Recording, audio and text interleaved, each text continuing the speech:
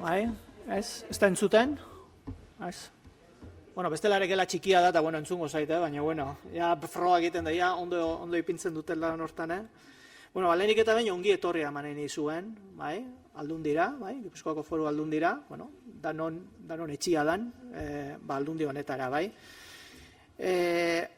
Ekonomia sustapeneko zuzendaritzan izenian emate izuet, ongi etorri hori, bai, nire lantalde teknikoa, eta bai, nire izenian ere. Eta gaurkoan, plazerra da, azken finean, dakizuen bezala, ekonomia sustapen alor horretatikan, bai ekonomia bea, bai industria, bai enpresak, bai ezagutza sustatzeko lanlerro desberdinak eta diru laguntza desberdinak sustatzen eta abian jartzen saiatzen gea, eta konkretuki gaurkuan, Aldunditik babestutako proiektu baten inguruko aurkezpena egingo da, bai. Ingurumeraren inguruko dekalogoa, komunikazio horretarako dekalogoa, dakizuen bezala hainbat transizio, hainbat eraldaketatan buru belarri sartuta gaude, eta horien artean nagusienetariko bat ingurugiroarekin, ekologiarekin, klima aldaketarekin zerikusia duen hori, bai.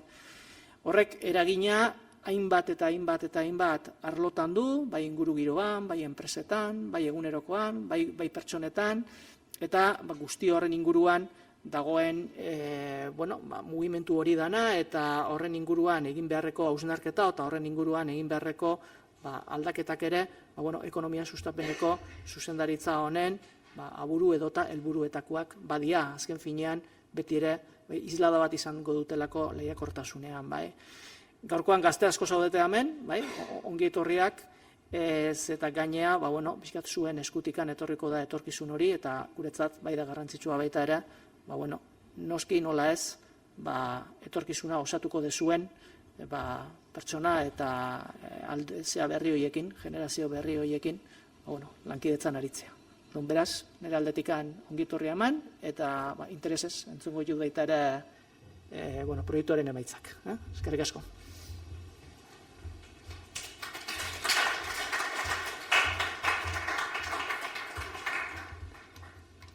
Egunon, kaixo eta mila esker Unai, mila esker Gipuzkoako Foru Aldundiari, eta hemen bertan zaudeten guztiei, eta baitare streaming bidez online etxetik jarraitzen ari diren guzti horiei, bai?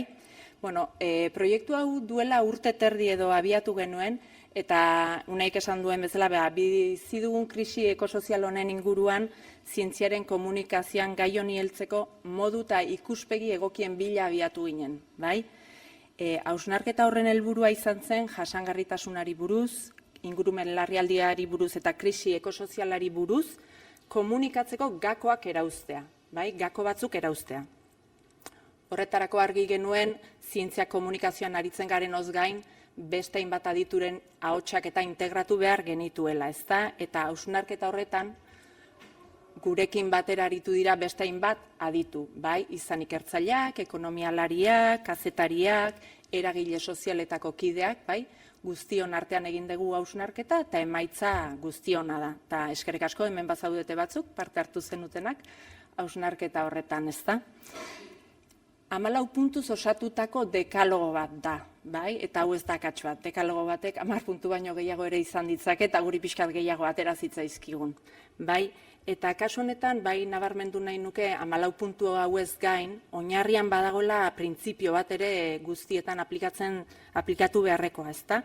Edozein informazio edo komunikazio zabaldu behar degunean, beharrezkoa dela erabiltzen diren iturriak fidagarriak izatea, bai? Datua kontrastatzea, adituekin hitz egitea eta zientziak egiten dituen ikerketek eta haiek diotena kontuan izatea, bai? Oinarri hori izan behar dugu edozein komunikazio eta ingurumen larrialdiari erantzuteko egiten ditugun jendaurreko edo bestelako edozein sortzen dugun materialetan. Aipamen batekin nahi nuke, jardunaldi hau grabatua izango da eta YouTubeen izango dezute bideoa 15 egunez, bai? Momentu honetan etxetik jarraitzen ari direnek ere, gero Luiarren YouTube kanalera igoko dugu, eta orduan edukiren bat edo zabaldu nahiko bazenute, gero hor izango dezute, bai, ikusteko aukera hitz egiten dugun guzti hau. Bai? Eta besterik gabe hasiko naiz puntuz puntu labur azaltzen dekalogoa.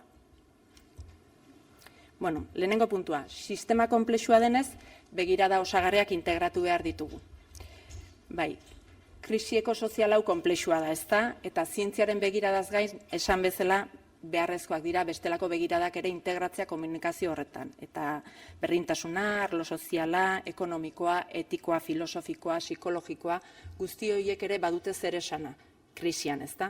Eta begirada multidisiplinarra beharrezkoa da, bai?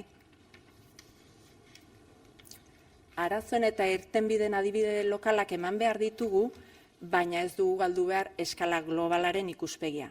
Galdera berdinek normalean ez dituzte erantzun berak izaten tokian toki edo eskala aldatzen baldin badugu. Hau da, eskala lokalean balio izan dezakenak, agian ez du balio eskala globalerako eta alderantziz, bai? Aldagai hau kontutan izan behar dugu.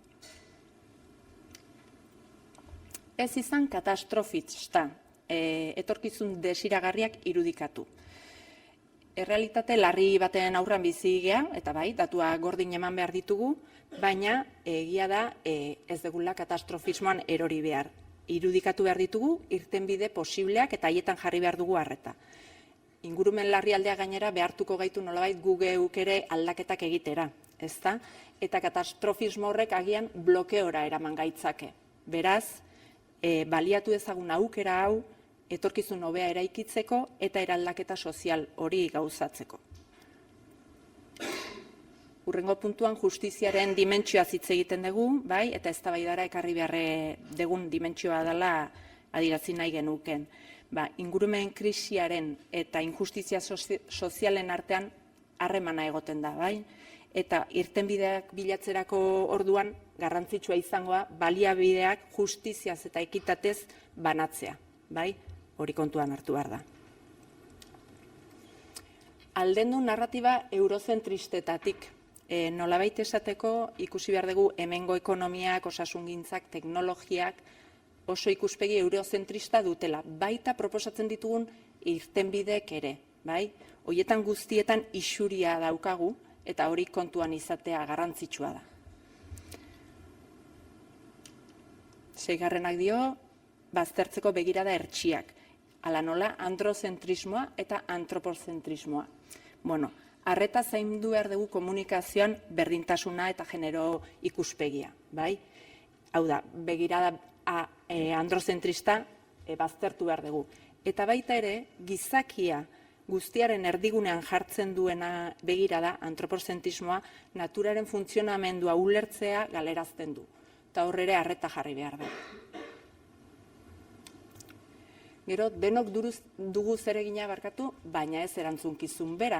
Hau da, ez da erantzunkizun bera eta ez dute ipar hemisferioko herrialdek, ez da hego hemisferiokoek. Eta ez da agintari eta herritarrek ere. Orduan, nolabait, gai izan behar dugu datuak eman, baina bakoitzari bere ardura maila eskatzeko. Bai?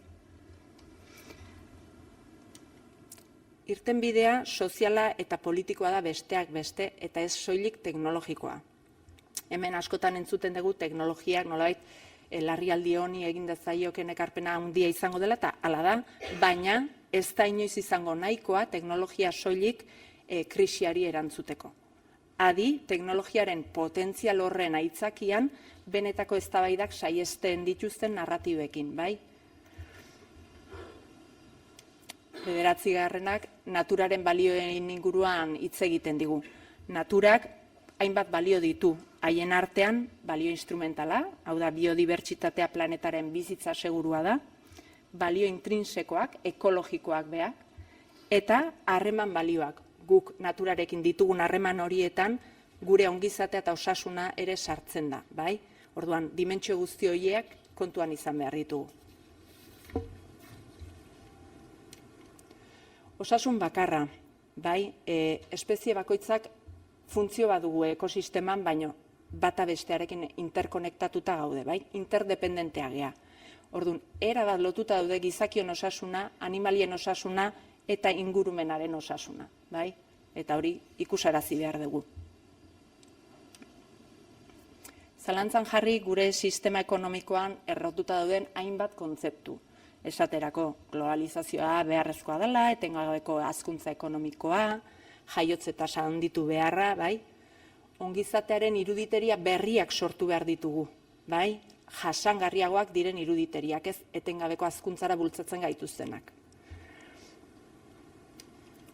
Eman hitza mugimendu sozialetatik datozen proposamenei.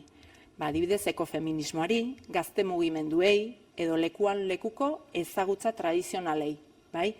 Mugimendu horiek, gainera, gizarte aldaketaren alde aktibatzeko baliagarriak izan daitezke, bai? Eta erraminta bat izan litezke bide horretan.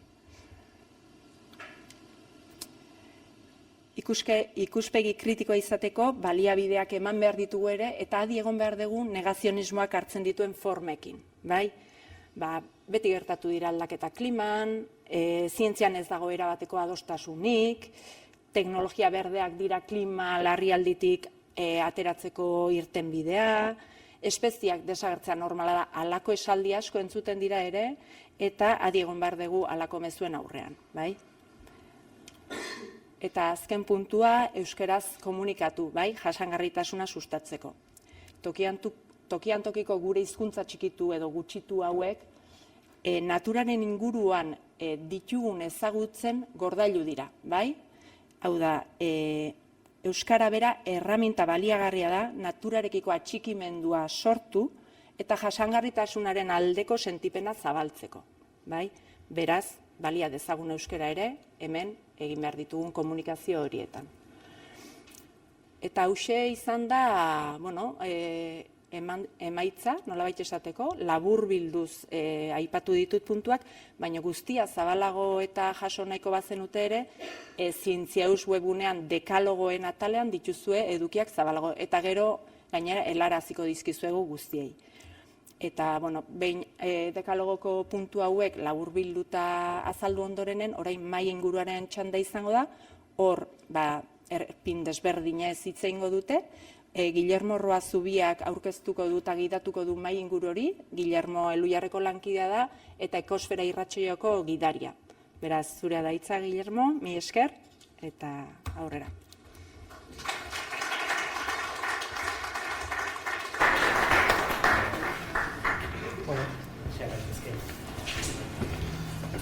Eskerrik asko Garazi.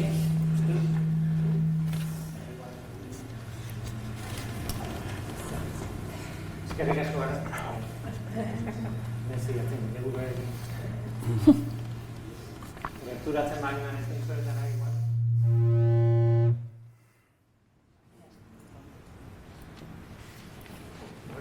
Ea, aurre egiten dugu. Garazi handonek izen, Biarrekoa ere bai, bere izan ez dula, ez baitu esan, eskerrik asko. Orain abiatuko dugu mai inguru bat, aztertuko ditugu dekalogoan dauden hainbat puntu, edo horietatik abiatuko gara, nik proposamena egingo dut horiekin eztabaidatzeko.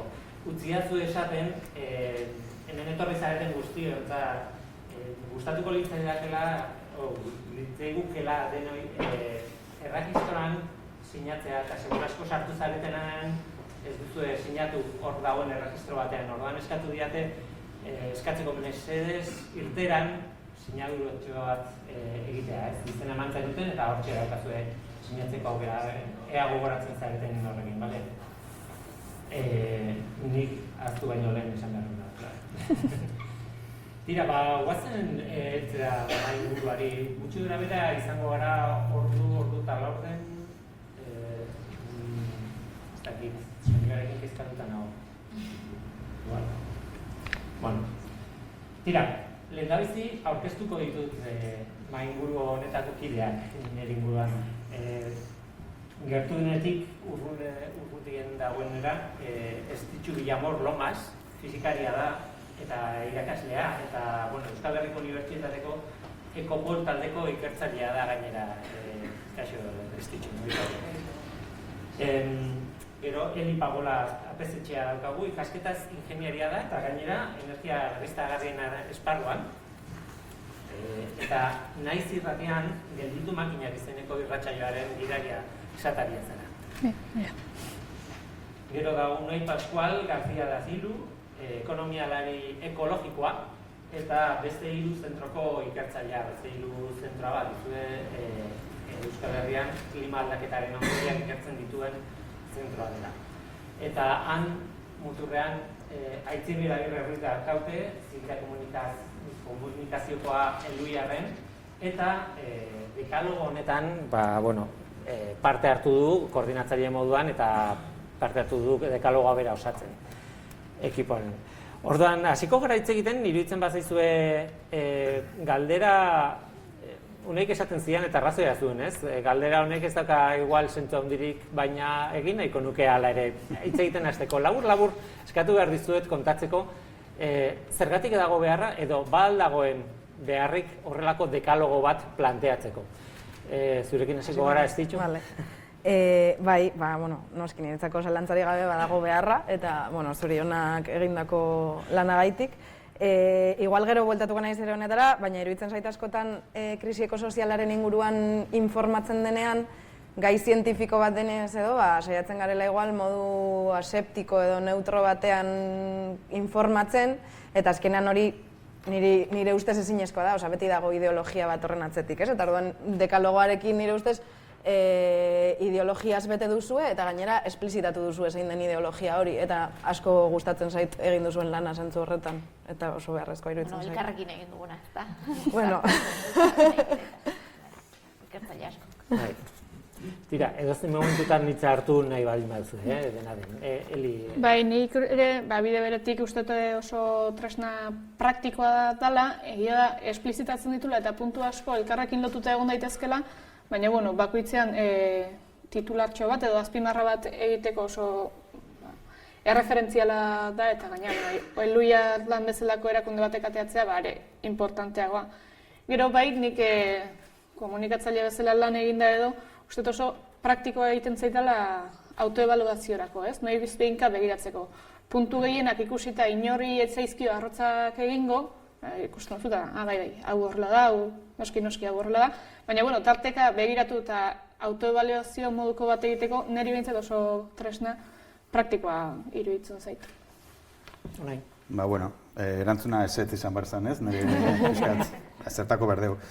Noski, nik uste komunikaziotik haratago joan daiteken lanabesa dela. Komunikazioa badakigu bizitzaren alor guztietan funtsezkoa dela, gauza komunikatu baritu, baina komunikatzea ez da alde batetik besterako norabide bat, baizik eta ingeles esaten dena engagement bat, ez? Da guztien arteko eztabaida gune izan daiteken zerbait, ez? Eta gune hori ideiak, ez? Eta gu ideiez beterik garen espezie bat, gara, ez? Arrazionalmendutik, empatiatik edo sentimenduetatik, eta guzti hori, nik uste dut, arlo zientifikotik haratago bat zerbait dela, eta orduan gune hori sortzea beharrezkoa dela, ideien gune hori, ez? Eta Euskal Herrira ekarri behar duguna, mundu guztian horrelako ideiak aidia zabaltzen eta eztabaidatzen, eta gurera ekartzeko bazen garaia orduan, eskerrik asko, ez? Egindako lan guztiarengatik eta gonbitarengatik. Etxiber? Bai, hasteko nik eskerrak zuei eman, guretzako inspirazio dituri zaretelako eta batez ere dekalogo honetan lan handia egin dezuelako gurekin. Guk egia da beharra handia sentitzen genuela lan hau egiteko, barne hausnarketa hau egiteko, zeren naiz da gure ohiko gaiak diren, ingurumen gaiak eta klima larrialdia eta horrelako gaiak, askotan somatzen genuen irizpideak argitzeko beharra, ez? Agian, darramatzagu urte asko genero ikuspegia txertatzen gure lanean, eta hor, joan gara ikusten nola komunikatu nahi dugun, baina kasu honetan ikusten genuen behar genuela oinarri sendoago bat, ez? Guretzako plazer bat izan da, zuekin hau partekatzea.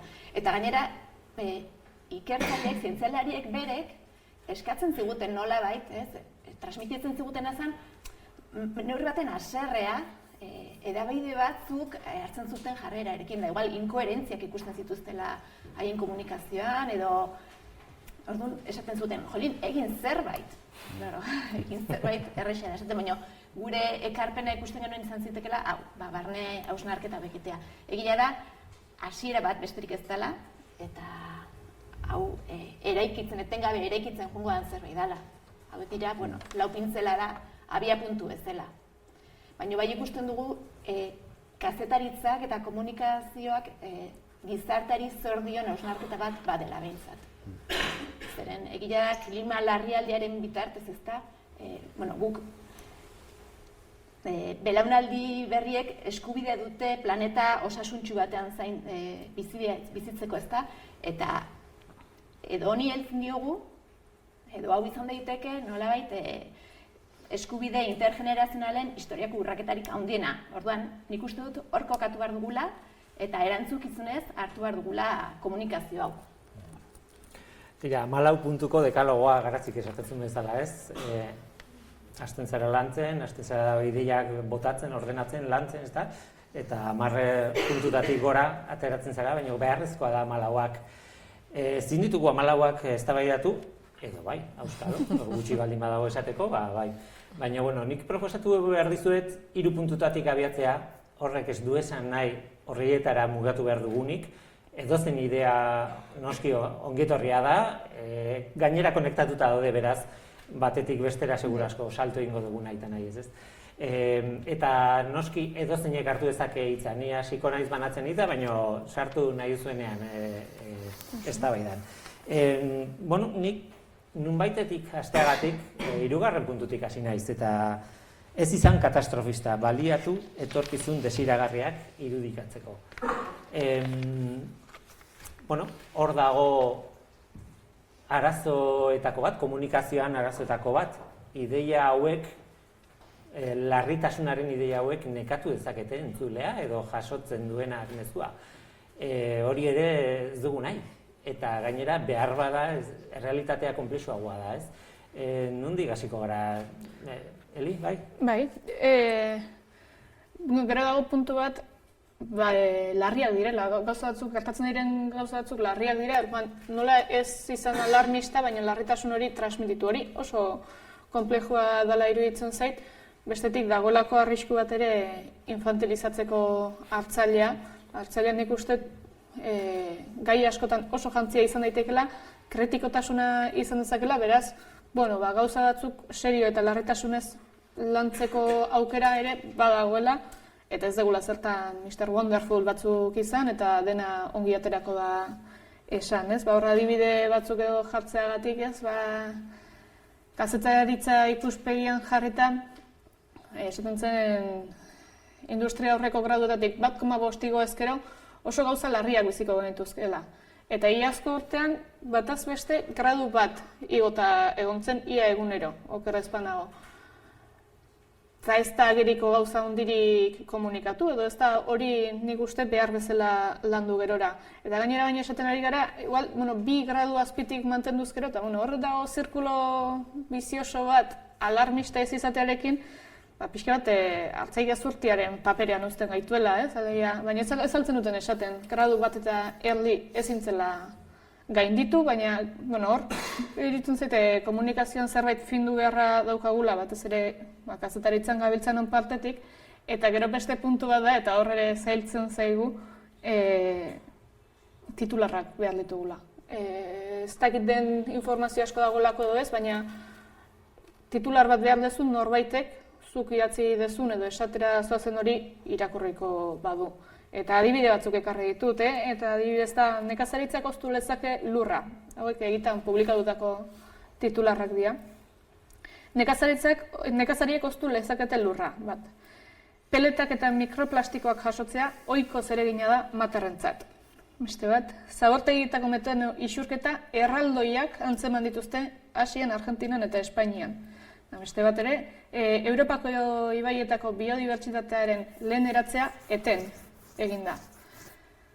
Egia dira, egitan gero sartzen zea, nik uste titular horiek konbidatzen zaituztela irakurtzea ez, deigarriak direlako, eta egia esaten dute, aldi berean nahiko alarmistak ere izan daitezke, badukate arrisku hori, ala jarriko espaldira, azkeneko esan dutenak inez, biodibertsitatea eten egin da.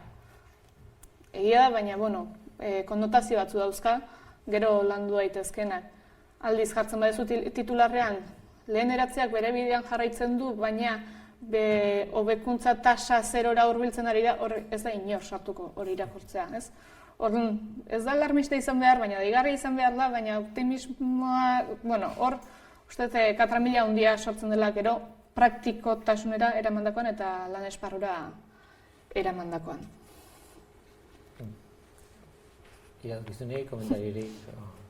Bueno, igual nik pixkat ari horretatik tiraka, ez? Nik uste Elik oso ondo aurkeztu duela dilema bat, ez? Dilema bat, nola komunikatu modu eraginkor batetan. Zer da eraginkorra izatea? Komunikazio mota horrek akziora eraman behar gaitulako. Ez da bakarrik datuak zeintzu diren jakitea, ezagutza, ez? Hori da, zientziara eraman dezaketa, ez? Zientziak egiten du.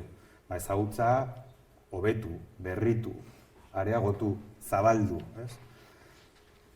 Baina horrek baduka balio intrinseko bat, ez? Dela, ezagutza, ez? Zerbait ezagutzen dugu, ze poza, ez? Ja, bale, eta, bai, baina hortik aratago, zerbait egin dezakegu ezagutza horrekin, ez? Eta nik uste dilema hori bada, ez? Datuak plazaratu, eskerrik asko, jakintxoagoa gehiago hain, badakagu informazio hori, ja, baina zertako behar dugu informazio hori. Eta hor dago, ez? Paralisia, claro, ekoansietatea, paralizatzeko edo blokeatzeko gaitasunak ere badauka komunikazioa, ez?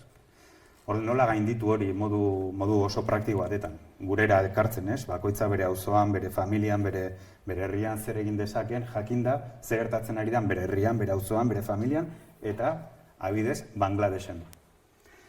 Eta Bangladesh esango ez? Edo Pakistan. Mundua txikia da. Eta nik uste hemen zaudeten asko, 20 urte inguru dazkazue, eta guk jaio ginen eta zuen adina geneukanean, guretzat mundua oso handia zen, nonbaitera jutea zaila zen.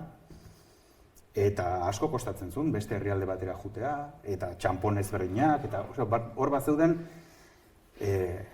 arazo logistiko batzuk, zeintzuk mentalki, erakuntzatu ziguten mundua oso handia dela. Gaur egun, nik uste, konturatzen ari gara mundua ez dela hain handia, da gure ideia, gure kontzeptu mentala, eta orduan badago beste dilema bat, klaro. Iaia edonora joan gaitezke, ni aurreko astean Aotearoan egon nintzen, Zelanda berrian, Mauriz, Zelanda berrian, antipodetan, eta berriro hemen nago, zuekin, ez? Orduan, klaro, mentalki, esatea, ostras, eta gauza asko ikasi ditut, nahiko nituzke gauza horiek, Elujarren bidez ere, plazaratu zer ikasi dudan, zer ezagutza jaso dudan Zelanda berritik, baina bueltatu gaitezen Pakistanera edo Bangladesera, ez? Ere ez daude hain urruti. Zelanda berrien egon beharrean, ni egon ninteken Bangladesen, eta ikusi, nire begiekin, klima larrialdeak zelako sarraskiak egiten ditu horrelako herrialde batetan. Eske planeta honetan dago Bangladesh, edo Pakistan, edo Afrikako edozein herrialde, ez? Eta orduan nik uste dut, komunikazioak behar du, egin dezaken zerbait da empatia sortu. Eta nik uste dut empatiaren balorea, esatea, eske hor badira milioika pertsona, gu bezalakoak, berdin-berdinak dira. Katastrofe baten erdigunean daudenak. Katastrofe bat. Ez da bakarrik larrialdi global bat, ez, beraiek sentitzen ari dira eta pairatzen ari dira klima aldaketa, klima larrialdi bat. Eta orduan, nola sortu dezakegu komunikazioaren bidez, empatia hori, pertsona horiekiko empatia bat. Eta nik uste dut, empatia hori gabe, balore hori errealitatera ekarri gabe, ezingo diogula honi buelta eman. Egongo horrela dilema horretan denbora guztian. Datuak, ezagutza eta ja bai. Eta nik uste horregatik nahi gustatzen zait esatea, eske mundua zabala da eta konplexua da, baina gaur egun ez da lehen ulertzen genuen bezain haundia kakotxen artean. Eske hortxe daukagu Zelanda berria, hortxe daukagu Estatu Batuak, hortxe daukagu Afrika, migrazioak. Ulertzen, orduan nik uste dut komunikatzeko beharrak badozkagu, baina batez ere komunikazioaren bidez empatia sortzea. Eta nik uste balore hori lortzen baldin badugu, eta horretako ere badaude eskolak, ikastolak, eta baina nik uste komunikabidek badaukatela, zer egin oso interesgarri bat, empatia hori nola nola lortzeko ahalegin hori egiteko, eta nik ezakit nola egiten den hori. Eta hemen egon bazarete komunikazioan adituak, eta hori uste dut saiatu behar garela komunikazioaren bidez empatia hori lortzen. Nik uste dut hori gabe, empatia hori gabe, oso zaila ikusten dut. Horrelako erronka global bati aurre egiteko. Beti, itxoingo diogu, guri noiz tokatuko zaigun, baina badaki hori berandu izango dela, ez? Informazio hori komunikatzeko ere beste zailtasun bat ikusten dut, eta behar bada jaso dugu tokian tokiko informazioa eman behar dela, baina galdu gabe perspektiba globala, baina adibidez Bangladesh aipatzen zu, Bangladeshek bere testuinguru berezkoa du, eta oso toki natural berezi batean, eta horren ondorioz dakagoneako eta txarreako ezaugarri batzuk, eta ez. Behar bada hemen Euskal Herrian gauden irakurleok edo telebista ikusten dugunak, eta ez dugu ezagutzen testuinguru hori ez. Baina empatia badaukagu, eske pertsona gara, ez gara edozein espezie. Gure arkitektura emozionalean empatia daukagu. Norbait langabetzean gelditu da, istripu bat egon da, Valentzian gertatutako sutea, de repente empatia agertzen zaigu, pertsona horiekiko. Zergatik ez daukagu horrelako empatia bat, 20.000 kilometrotara bizitzen den pertsona batekin. Zergatik distantzia fisiko horrek eragiten du empatia eza bat. Eta nik uste dut, nolabait, komunikazioa izan daitekela izugarrizko lanabes bat, hori, empatiaren balore hori pixka goratzeko edo ez goratzeko, garatzeko. Igual, bai, zuekin erabat ados, behar dugu larritasunaren berri ematen duten, ez dakit ondo entzuten da bai, larritasunaren berri ematen duten datuak eta horri eman behar dugu garrantzia, empatia landu behar dugu, eta igual katastrofismo hortan erori gabe eta paralisira eraman gabe jendea beldurrez, zeren, azkenean, olako larritasunez hitz egiten ari garenan, olako egoera larriez, batzutan ez dakigu zer egin informazio horrekin. Alegia, bai, nik badakit egoera oso larria dela, baina nik zer dago nire esku egitea, eta horrek eraman gaitzake, beldur askorekin etorkizuneko beldur horiekin konektatzera eta paralizira, gure funtzioare, komunikatzaileon funtzioare izan daiteke, nolabait irtenbideak mahai gainean jartzea. Beste tokietan egiten ari diren adibideak eta gure esku zer dagoen ikusaraztea. Osea, informazioa bai, empatia bai, eta zer egin dezakegu, honi buelta emateko, ez? Eta, ze bestela, larritasun horrek bi bide har ditzake. Edo paralisia, ezta? Edo aktibazioa, eta jarrera proaktibo bat izatea, ez? Eta nik uste dut, edabideok, komunikatzaileok egin behar duguna da, oreka alde hortara bideratu. Aktibazioa, gizartea aktibatzera, ez? Ze bestela, gero, ekoantxietatea aipatu dugu, eta lehengoan lantaldean aipatzen genuen atzo bertan, ez da, gure inguruan ja hasi direla entzuten, bai, psikologora noa ekoantxietatea lantu behar dudalako, ez? Hau ja, errealitatea da, gurian. Orduan, nahi oso interesgarria iruditzen zait ere, ekoantxietateari pixka bat begiratzea, edabide bezala, ez? Eta nik hainbat psikologori entzun diet, ekoantxietatea sendatzeko botikarik eraginkorrena dela jarrera proaktiboa hartzea. Alegia, aktivismoan parte hartzea, aktivismo klimatikoan, ezta? Orduan, beste autore batzuk ere esaten zuten, begira, igual aztertu behar dugu zer den ekoantxietatea. Zeren, esaten ari gara egora oso larria dela, eta agian guk mendebaldeko biztanleok ezin dugula jarraitu horrela bizitzen, ezta? Kontsumo eredu jasangaitz honetan, aldaketa batzu, bizimoduan aldaketa batzu egin behar ditugula, gure sistema ekonomikoan aldaketa handiak eman behar direla, ezta? Baina, klaro, horrek uzten gaitu etorkizun ez ezagun baten aurrean, ez? Bai, baina nola aldatuko litzateke gure bizitza? Zeri egin beharko genioke uko, ez? Eta hor, konektatu dezakegu beldurra handi batekin. Ez da, klaro, ansiedadea sortzen zego, klaro, zego sartuko. Ustez galdu dezakegun erosotasun horren izenean, ez? Eta azkenean ez ote dan, guk badakigu gure bizimodu mota hau ez dela jasangarria. Ez dela jasangarria ez ingurumenari dagokionez, ez da sozialki ere ez da jasangarria.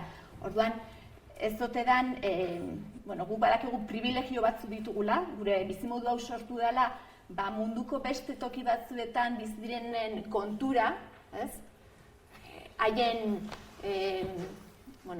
baliabide naturalak, beste herrialde batzutako baliabide naturalak ustiatzen ditugu eta kontrolatzen ditugu, ez da, haien etorkizunerako gaitasuna erabat mugatuta. Orduan, guk badakigu, dauzkagula privilegio batzu, eta gure bizimodua hortan sostengatzen gala, baina, klaro, horiei uko egitea,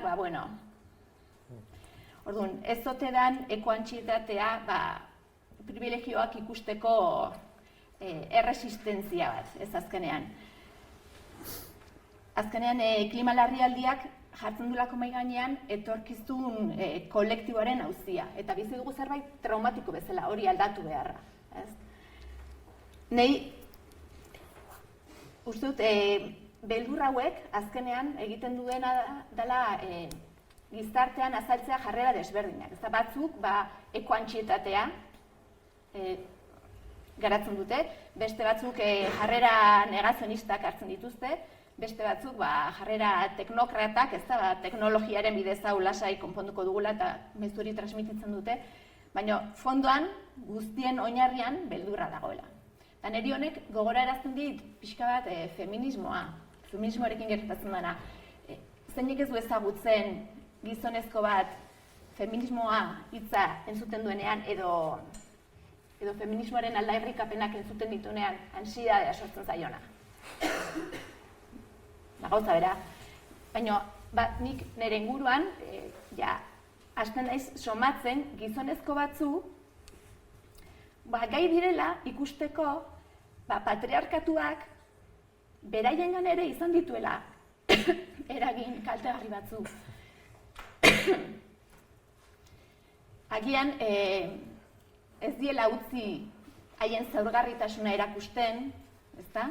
Eta horrek behaiengan izan dituen ondorioak ikusten ezten dira, edo giza konexiorako zaitasun sortu dizkien horrek, sortu dutela koraza bat, ez? Bizitzarekiko, eta horrek, ez dakit nola esan baino, bakardade, sentimendu oso gordin bat sortu dula beraiengan, eta gizonezkoek horrekin konektatzen dutenean, irikitzen zaie, begiradea ikusteko, ostras, eski igual nahi ere komeni zait aldaketa egitea. Ni ere biziko nintzateko hobeto, berreskuratuko banun ere esentzia hori eza. Duan, nik uste dut, iritsi dietekela momentu bat nun, patriarkatuan, eta patriarkatuak eman dizkien privilegio horietan, haien gartzela ere sentitzen hasten direna gizonak. Eta nik uste dut klimaren kasuan gauza bera gertatzen dela. Alegia, gu orain gaude erresistentzia betean, guk ez ditugu ikusi nahi gure privilegioak. Beldur horretan gaude sartuta erabat, eta ez ditugu ikusi nahi. Baina agian, egun ematen ikusiko dugu, ostras, baina kapitalismoak, nola esaten da, prometitu digun ustezko bizimodu erosonen atzean, ez da, horren erruz, igual gauzak galdu ditugu. Igual bizipoza galtzen ari gara, lasaitasuna galtzen ari gara, naturarekiko konexioa, giza konexioa, osasun mentala, igual gauza asko galtzen ari gara, eta igual guri ere komeni zaigu, ostras, gure privilegio horien gartzela ikusten hastea, ez? Eta nik uste dut komunikatzaile bezala eta kazetari bezala badugula lan handi bat gizarteak prozesunetan akonpainatzeko.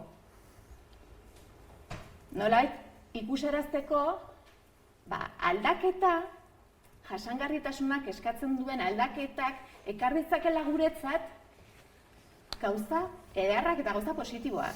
Eta horrekin konektatzen dugunean, hasiko garela gure privilegio horiei uko egiten.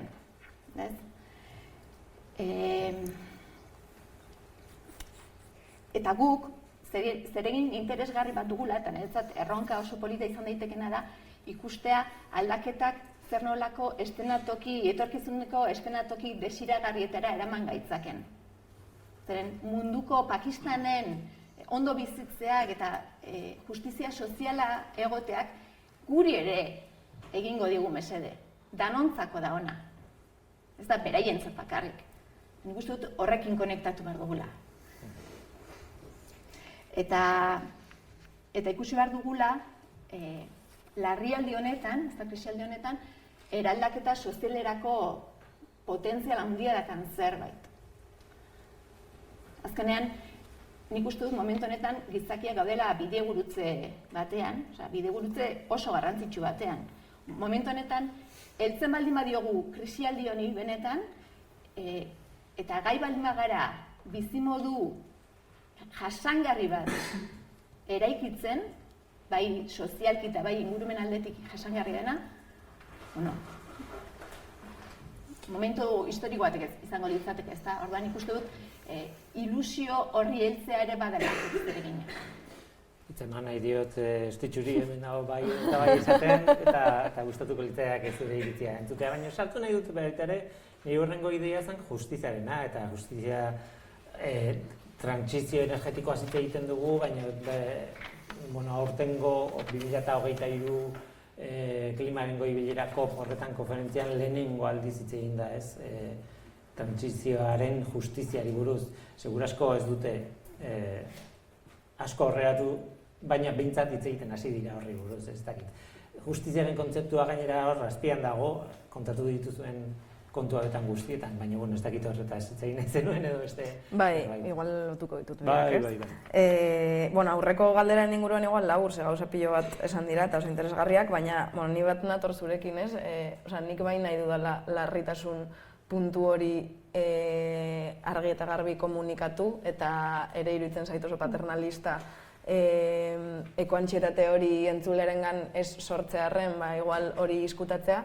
Ze gainera iruditzen zait, daramatzagula urteak ja honi buruz informatzen, oso ondo ezagutzen dugula diagnostikoa, oso ondo ezagutzen dugula nora goazen, eta berdin jarraitzen dugula, ez? Orduan noiz hasiko gara zer egiten. Egoera larriagoa denean, edo larritasun gehiago transmititu behar dugu, edo ez dakit.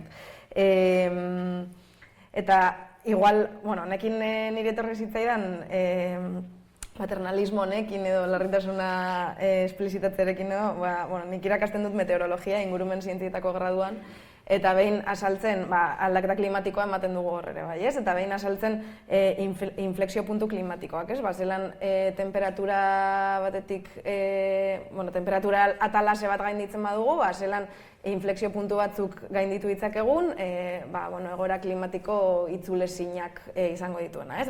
Adibidez orain, asko hitz egiten ari da itsaso Atlantikoaren zirkulazioaren kolapsoaren inguruan, ez? Badirudi pentsatzen genuena baino gertuago dagoela, azkenengo ikerketa zientifikoen arabera, ez? Eta, benetan inflexio puntu hori gainditzen bada eta amok delako hori kolapsatzen baldin bada, horrek kriston eraginak izango dituela, batez ere Europa iparraldearentzako, ez? Adibidez, neguak izango dira asko hotzagoak, Europa iparraldean hotzagoa, Golkoko zonaldean askoz beroagoa, batzuek zalantzan jartzen dute ia nekazaritza bera kolokan jar daiteken, orduan, eske hori oso larria da, ez?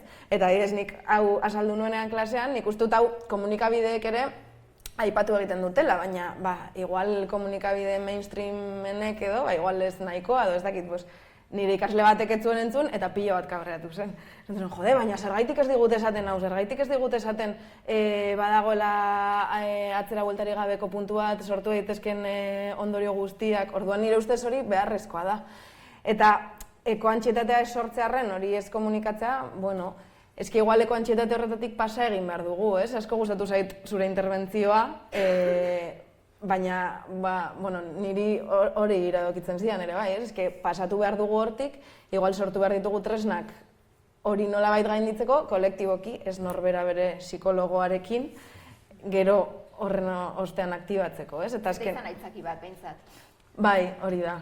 Eta azkenean iruditzen zait, egoera oso konplexua dela, eta soluzioak ere oso konplexuak izango direla, eta ez bagara horretaz jabetzen, jarraituko dugula, tekno-optimismo horretan igual, ez? Asmatuko dute zeo zer, konponduko duena hau. Orduan, beharrezkoa da nintzat jabetzea zelako larria eta konplexua den egoera, ez? Eta hortik, aipatzen duzuna, ez? Mundua eraldatzeko edo sistema eraldatzeko ere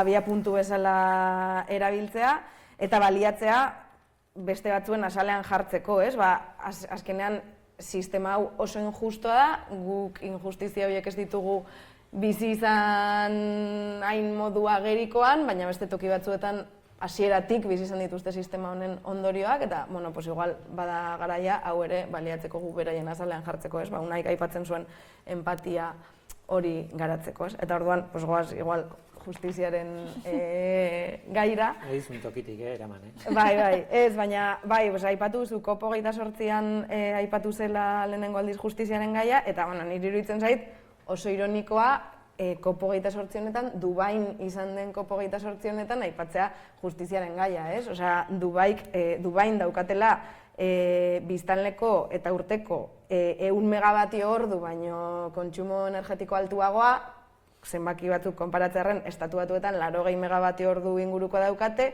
EAEn 30 megabatio ordu ingurukoa daukagu, eta Sahara azpiko Afrikan 10 megabatio ordu baino txikiagoa, toki askotan 5 megabatio ordu baino txikiagoa, ez? Orduan, Dubain 100 megabatio ordu baino handiagoa daukatena, ez? Arabiar Emirerri batuetan, hori hitz egitea justizia klimatikoaz, iruditzen zait, tela.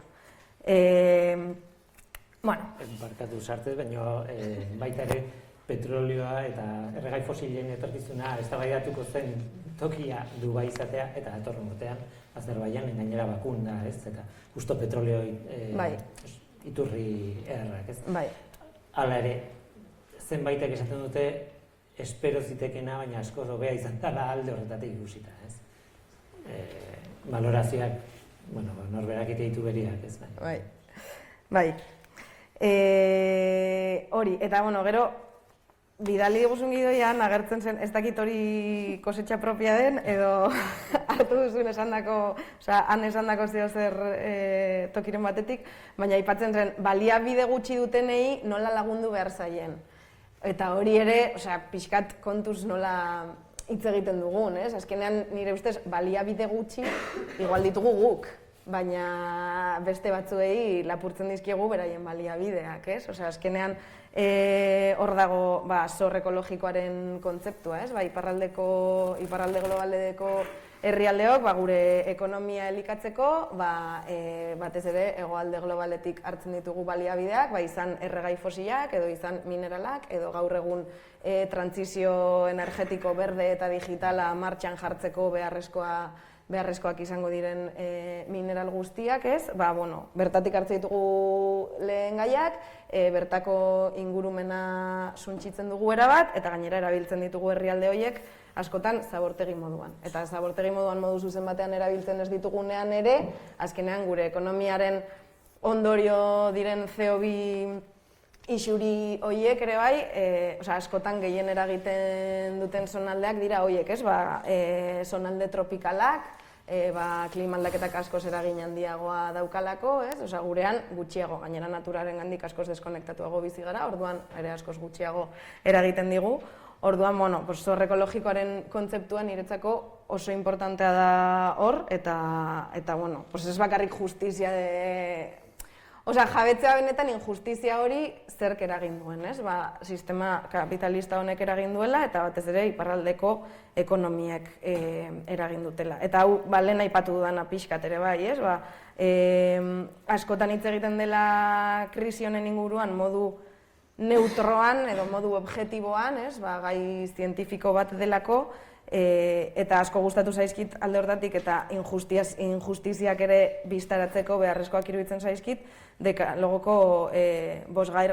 eta 6. puntuak, ez? Modu eurozentrista, androzentrista eta antropozentrista batetik urruntze hori, ez? Eta 7. puntua ere, nahi nuen azpimarratu, azkenean, hor jartzen zuen denok daukagu zeregina, baina ez daukagu erantzukizun bera, ez? Hasteko igual ere, azpimarratzea, azkenean, sistema honetan, aipatut zeinek sufritzen dituen batez ere ondorioak, eta, igual esplizitatzea, azkenean sistemarentzako uste dela, badaudela bizitza batzuk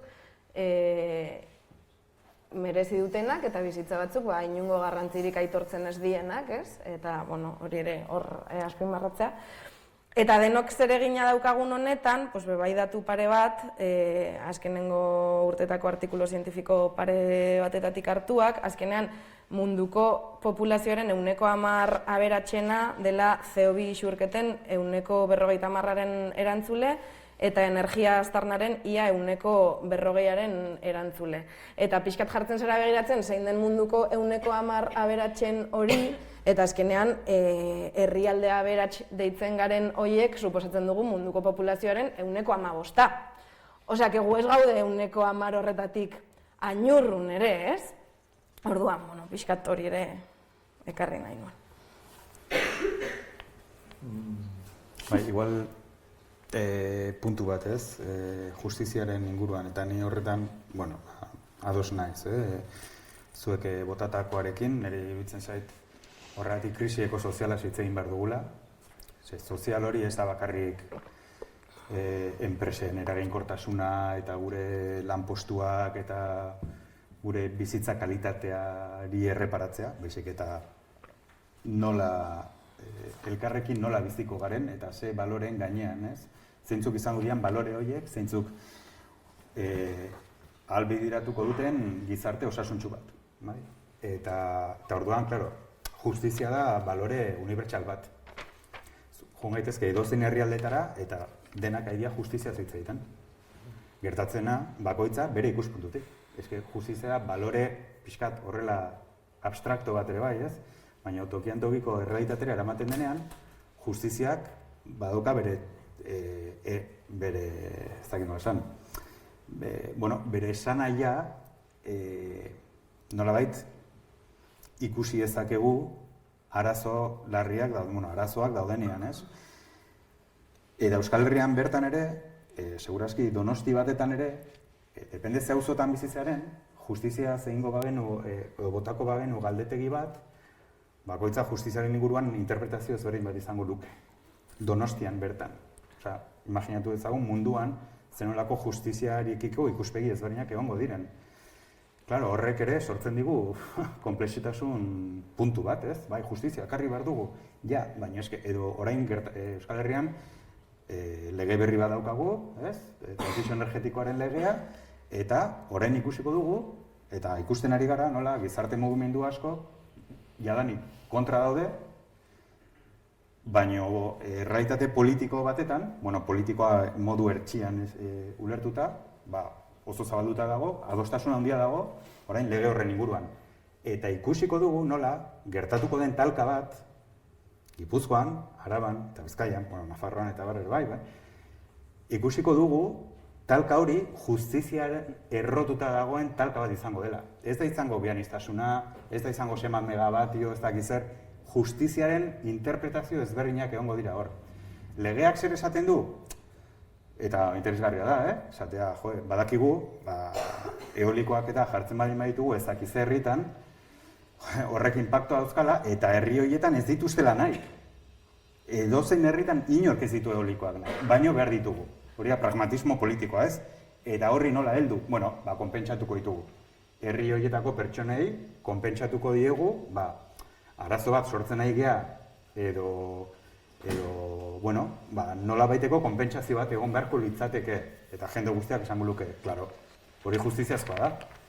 Baina hori da azalere asko, niretzat oso azalerean gelditzen den justiziaren kontzeptu bat, konpentsazioa. Dena konpentsatu daiteke? Noski ezetz. Nire haurtzaroa, edo nire bizitza, nire arbasoak, edo nire lurraldarekiko daukadan atxikimendua ikusita.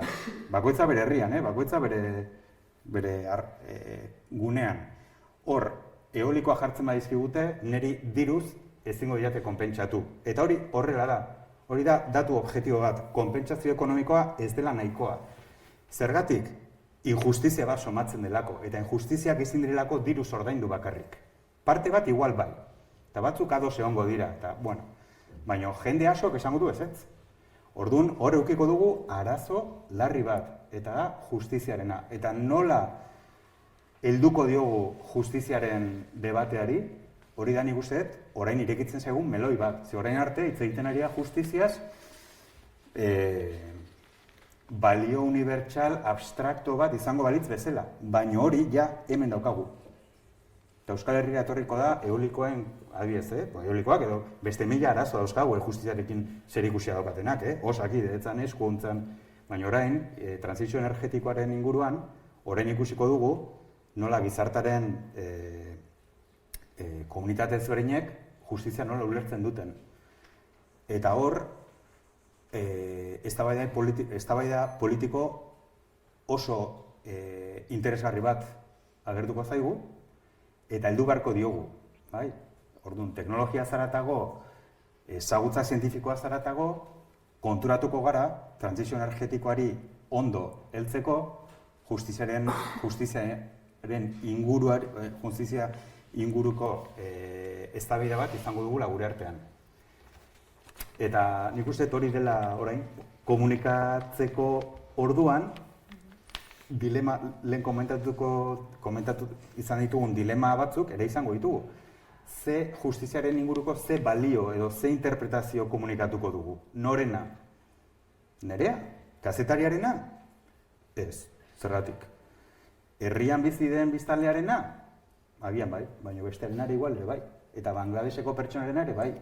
Zer esango dizu, oie, zure herria igual hor eraginak izango dituzue. Eraginak, baina ezke gure herrialdearen herena edo erdia urazpian dago. Orduan, ze justizia ez da bakarrik belaunaldi ezberdinetako justizia abstraktu hori nola kontutan hartuko dugu, baizik eta lehen komentatuko. Justizia eta empatia elkarrekin etorri behar dira, ez? Orduan, errealismo politikotik eta talka gizarte mugimenduek ere ekarriko dute talka bat gurera, normala denez, baina ere ikusi beharko dugu haber gizartean, tokian tokiko gizarteak ere Bangladeseko pertsonekiko empatia daukaten edo ez, justizia ulertzeko moduan. Eta nik uste hori dela gure erronka bat, gure Euskal Herrian edo edozein lekuten izango duen komunikatzeko erronka bat, ez? Horregatik, justizia hitzetatik haratago doan balio oso konplexu bat dela, ez? Eta eztabaida politikoa eta gatazka politikoa eta relatu ezberdinen arteko gatazka horretan, justizia nik uste izango dela ardatza, izango dela nukleoa. Eta hori, izkutatzen baldin badugu edo deseroso sentitzen baldin bagara eta hortaz ez baldin badugu benetan esplizituki hitz egiten gardentasunakin, arazoak izango ditugula, arazo larriak izango ditugula hemen.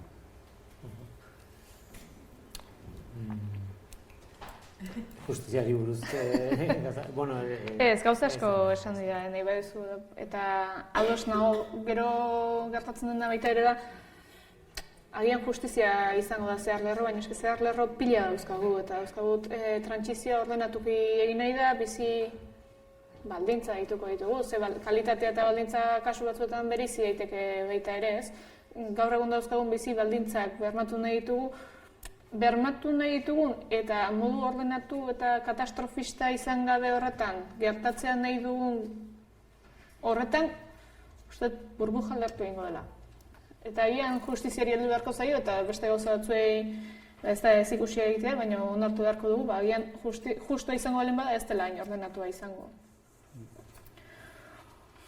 Ez da, dituztut, horrekiko ere merrealista izan behar dela eta oso ados nago ez ditxuk esan duenarekin, bizigaren lekuan eta bizigaren baldintzetan bizigaren eta horretan ari seguraski ezingo diogula eutxi.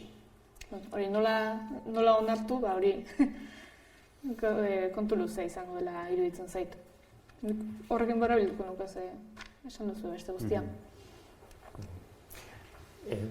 ekarri nahi nuen eztabaidara ere, aukeratu dudan 3. puntua, ze 3 aukeratu ditut, eta osasun bakarraren ideiatik datorrena, baina hori aukeratu dut batez ere biodibertsitatea eta eztabaidan sartzeagatik. Esan nahi dute, edozein tokitatik hartu dezakezue nahi baduzue, kuriosa egiten zaitez, Rion egintze diren edo hartu ziren erabakietan bat izan zen klimari buruzko konferentzia batzuk egitea, nazio batuko. Beste bat izan zen aparte egitea biodibertsitateari buruzkoa.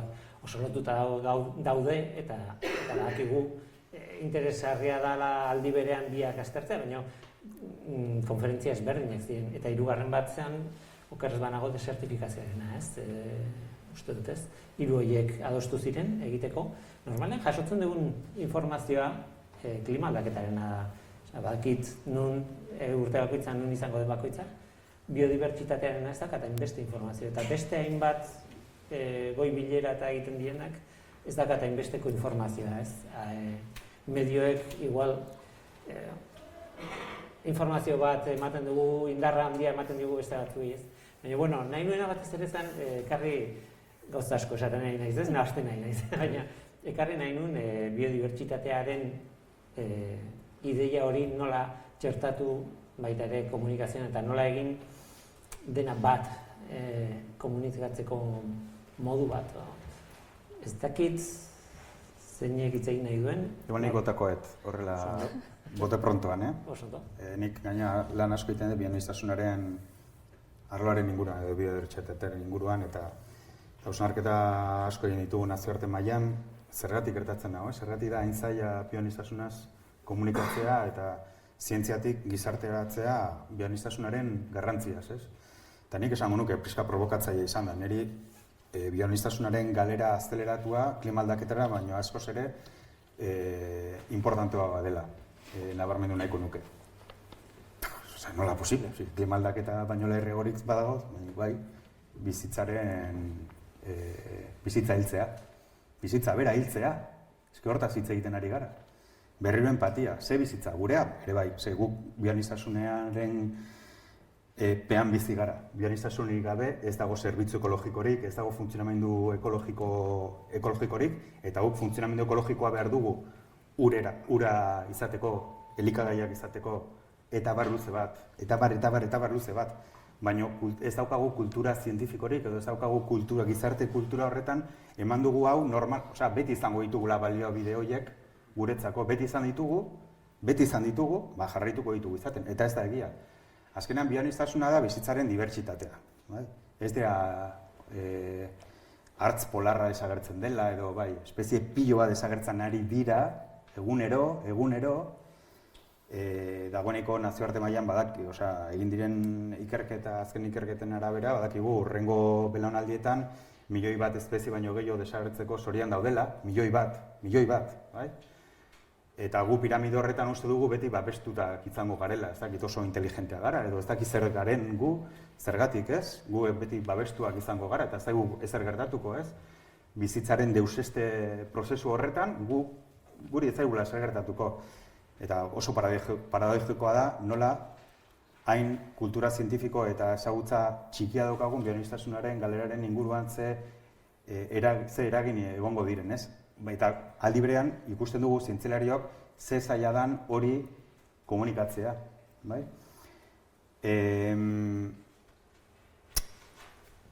Ez dakit,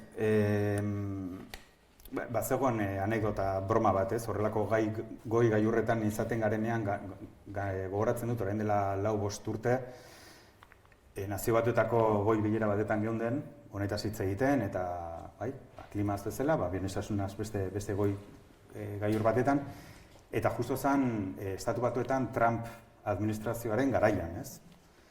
Eta, klaro, han bazeuden estatu batuetako ordezkariak, politikoak, administrazio horretako ordezkariak, eta esan den, eske hauek, bioaniztasio, atera ziren ez, klima aldaketaren inguruko naziarteko instituzioetatik, edo akordioetatik, Trump atera zuen estatu batuak. Trumpek atera zuen estatu batuak, eta esaten nuen, bioanistasunaren gaian badago konbentzio bat, legala, mundu mailan, eta estatu batua ez dago. Da, herrialde bakarrenetako bat, konbentzio hori sinatu ez duena, bai? Baina hala ere, potere asko daukatenez, zakit, gonbidatu egiten zaie, konbentzio horietan ikuskatzaile bezala, edo hor parte hartzeko, baina botorik gabe, ez? Eta hala ere esaten genuen, jo, zehar raro, ez? Hauek oraindik hemen egotea, ez zergatik ez dian atera, ez? Eta anekdota, broma zen, ez? Agian Trumperi esango baliote bere ordezkari administrazioko pertsona hauek bioaniztasuna zer den, berak ez lukela ulertuko eta igual bio jogur baten horrekin lotuko zuen, zer da bioaniztasuna. Esaten genuen, Trumpek segurazki ez daka ideiarik ere ez bioaniztasuna zer den. Munduko lehendakari poteretsuenak ez dauka klima aldaketa seguro dakiela. Petrolorekin, gasarekin, negozio askorekin zerikusia daukalako, ez da tuntuna. Badaki klima aldaketa gertatzen ari dela, baina bere estrategia negazionistak erabiliko ditu, bere negozioak eta bere interesak mantentzeko. Baina seguro bioaniztasunaz ez dakila esertxo ere, ez dakila munduko pertsona igual poteretsuenak, ez? Eta orduan esaten dugu, eta orduan nola komunikatu, ez? Eta esaten genuen, eske bioaniztasuna edo biodibertsitatea da oso kontzeptu berria, ere. Jendeak ez du zergatik jakin behar, zer dan biodibertsitatea, ze zientzialariok bai, baina edozein pertsonak ez du zergatik jakin behar zer den, zer esan nahi duen, nola zein dan bere bilakaera. Eta orduan, esaten dugu, natura hitz egin behar dugu. Natura bai, eta denok naturari buruz badauka gure interpretazioa. Denok.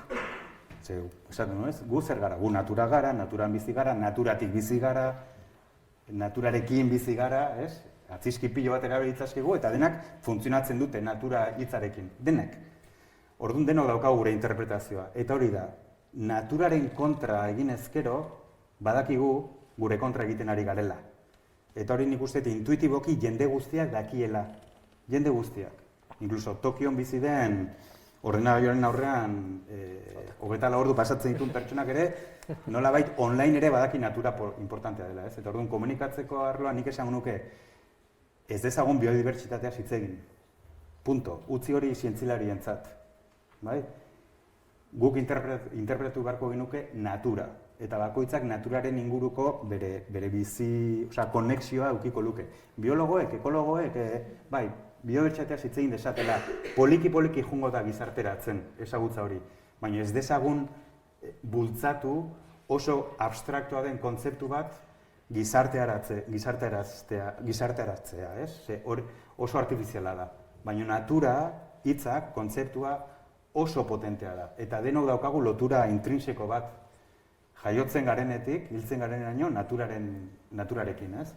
Eta horrenik esango nuke, komunikatzeko orduan, natura hitza, natura kontzeptu erabili dezagun, eta bakoitzak emango dio bere esanahia eta ekarriko du bere esperientziara eta bere, ez?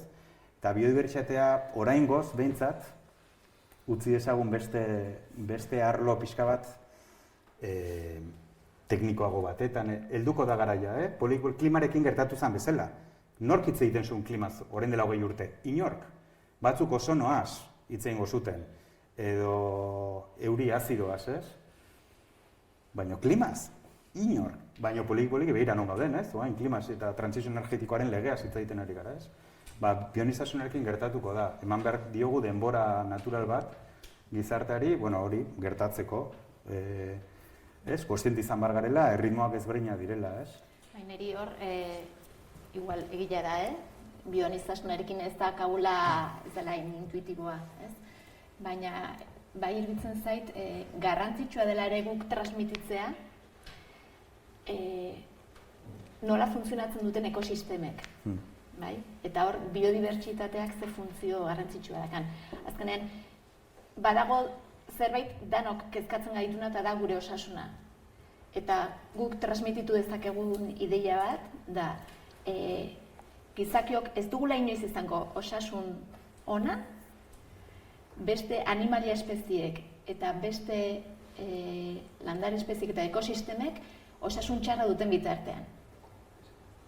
Eta uste dut oso ideia potentia dela, zeren gu ikutzen gaitu zuzenean, ez? Eta hor badago osasun bakarraren kontzeptua, igual are komplexuagoa dana, baina nik uste dut egin behar Intuitiboa da ere, bai, egin behar dugula bidea hori ondo azaltzen, eta ikustezagun azkenean gizakiok, beste animali espeziak eta ekosistemak oroar denak interdependienteak gehala, ez? Elkarren menpe gaudela danak. Eta Ez, alarmismoan erori gabe azkeneko 5 minututan gaudela esan nahi nizuen, zer iruditzen, horlako ondorio, konklusio bat zera baldin bagoaz, eta gainera gogoratuta, komunikazioa dagoela gure eztabaidaren azpian, ez? Osea, nola komunikatu dago guztia, ez? Bai lauak baduzue zerbait esateko, igual ez, baina baduzue nolabait laburbiltzeko eta ideiak ordenatzeko ideiarik. Usten badia zuela ondorio bezala aurkeztuko duten, naiz eta berez unei erantzun bat dan. Bale, eta zai. Ez, iten zeidalako oso interesgarri eta ez dakit guztiz ados nago, nik zalantza dauzkat nola komunikatu behar den, ongi komunikatzen dugun edo, uste dut, ni ere aritua naiz eta ustez niretzako behintzat denbora gutxian, beraz, zalantza asko plazaratzen zaizkit, baina aipatu duzunean natura eta biodibertsitatea bereizi behar lirakela eta natura hitz egin beharko genukela, egia esaten nahi duzu ez dakit oso ados nagoen eta lotzen dut hori, bai aipatu duzulako zientzialaria zaila egiten zaizuela zenbait gauza komunikatzea, eta uste dut hortxe sartzen garela gu, zentzu batean, dela komunikabide bezala ze egitura ematen dugun eta ze begirada, ez dakit, interkoherente plazaratzen dugun. Nire lana izan beharko luke zuk daukazuna plazaratzea, beste bate daukana, eta hori marko baten barruan nola ulertu plazaratzea. Eta uste dut komunikazioan hor erreztuko litzakela mordoa. Bai, teorian bai, niretzat teorian bai, baina ez ezakagu denborarik. Ez ezakagu beste 20 urte klimarekin gertatu den bezala bionistasunaz jendeak ulertzeko komunikabideen bidez eta poliki txertatu jundadila, interdependentziaz. Hori egin behar dela? Bai, nolabait bai. Baina ez gara 19. mendean bizi. Osea, bizi gara 2024. urtean eta klimarekin gertatzen da bezala, bionistasunarekin galera azeleratzen ari da. Eta hori da ere, pixkat, oso zaila egiten zaiguna gizarte bezala ulertzea prozesu batzuk azeleratzen ari direla, ez dira linealak. Bai? Osea, bionistasuna edo espeziak, habitatak, galtzen ari gara ez modu linealean, urtero ezakizen bat espezie eta ez esponentzialki ari gara galtzen. Orduan, ez da berdina orain dela 20 urte, ez da berdina ekartzea eta nola komunikatu edo gaur. Dimentsio temporalaz ere jabetu behar gara. Eta horregatik hor daukagu dilema bat. Nola komunikatu beharko genuke teorian jendea gai izan dadin ulertzeko zientzialarien papera, komunikabidena, egingo dugu zubilan bat, bai. Jarraitu behar dugula egiten, bai. Baina badago larritasun puntu bat. Eta larritasun puntu hori dago historikoki txertatuta garai konkretu batetan, dela gaur. Eta uzazkagula beste 20 urte ikusteko aber komunikazio komunikabideak edo komunikazio estrategiak funtzionatu duen edo ez ebaluatzeko. Ez daukagu denborarik. Eta hori da beste dilema bat. Ez daukagu denborarik. Eta zientzialariok ari gara hori esaten egunero lehiotxoa izten ari zaigu, hori da lehen dilema, ez? Katastrofista ez izateko esaten dugu lehioaren aukera izten ari dela. Gauza askotan itxita dago, ja. Atzera ezinezko prozesu batzuetan gaude. Orduan, jokatuko dugu komunikazioan aber lortzen dugun, jokatu ezagun, baina ere uste dut behar dugula beste estrategia askoz ere zuzenagoa eta horregatik nik esatu dut, intuizioa. Jendeak badauka intuizio bat, jendeak badauka ezagutza bat, erabili dezagun, konektatu dezagun horrekin, ez? Komunikazioaren bidez. Eta bitartean jarraitu dezagun gure komunikazio zientifikoa egiten, eta baina ez dezagun ahaztu abagune historiko oso konkretu batetan bizi garela, iaia gerra bat dela. Osea, esaten dugunean, gerra bat, una economía de guerra. Estamos en una economía de guerra, orduan, den aldatu behar dugu. Eske, bionistasunean eta klimaren inguruan, gerra ekonomia batetan biziko bagina bezala ulertu behar dugu. Ez daukagu denbora asko, gauzei buelta emateko. Zergatik, prozesuak ez direlako linealak, orduan, kontrolatzeko aukerak oso txikiak dira, atzera ezinezko prozesuak dira, edo ondorioak atzera ezinezkoak dira, eta erantzukizun bat daukagu. Akziorako erantzukizun bat. Akzioa da gaur, ez hemendik 20 urtetara jendeak ulertu duenean bionistasunaren papera zen garrantzitsua den, ez da? Gaur, horregatik nik esan dut. Pertsonen intuizioa hori ulertu behar dugu, kognitiboki ulertu behar du jendeak nola ulertzen dituen gaia hauek, bionistasuna, klima, justizia, eta kasu egin ere jendeari. Eta komunikazioa ez da gu komunikatzen dugula baizik, eta ulertu behar dugu gizarteak zer daukan beraien buruan, zer relato, zer prozesu kognitibo dauzkan gauza komplexuak ulertzeko moduan, eta erabilitzagun horiek gure komunikazio estrategietan, ez? Horregatik, da... Ez ditut zure ondoriok laburpen nik edo eske denbora joan.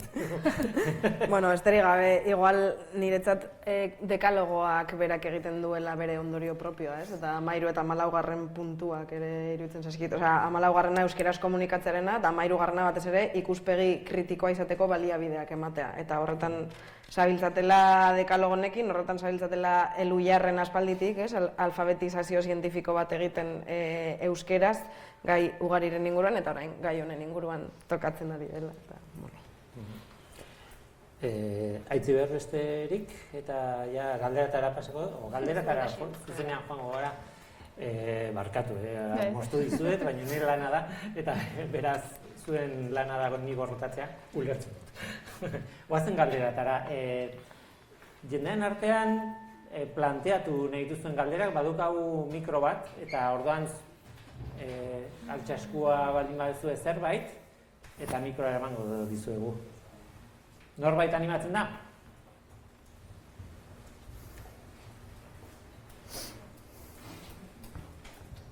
Inorrez, baitare online konektauta daukagula, ez dakit bertatik etorri dien galderak edo etorriko dien galderak, Joseba Aldasoro daukagu hor lanean J-Fogo konektauta. Oraingoz ez dugu jaso galderari, iruzkin bat bai, eta honeri eskerrak ematen dizkiote bioaniztasunak larrialdi klimatikoa baino preokupazio handiagoa sortu beharko ligukela aipatu duzunean, ez? Hori, aipamen horrengatik eskerrak ematen dizkizu. Eta, bueno, inor animatzen ez bada igual ni animatuko naiz.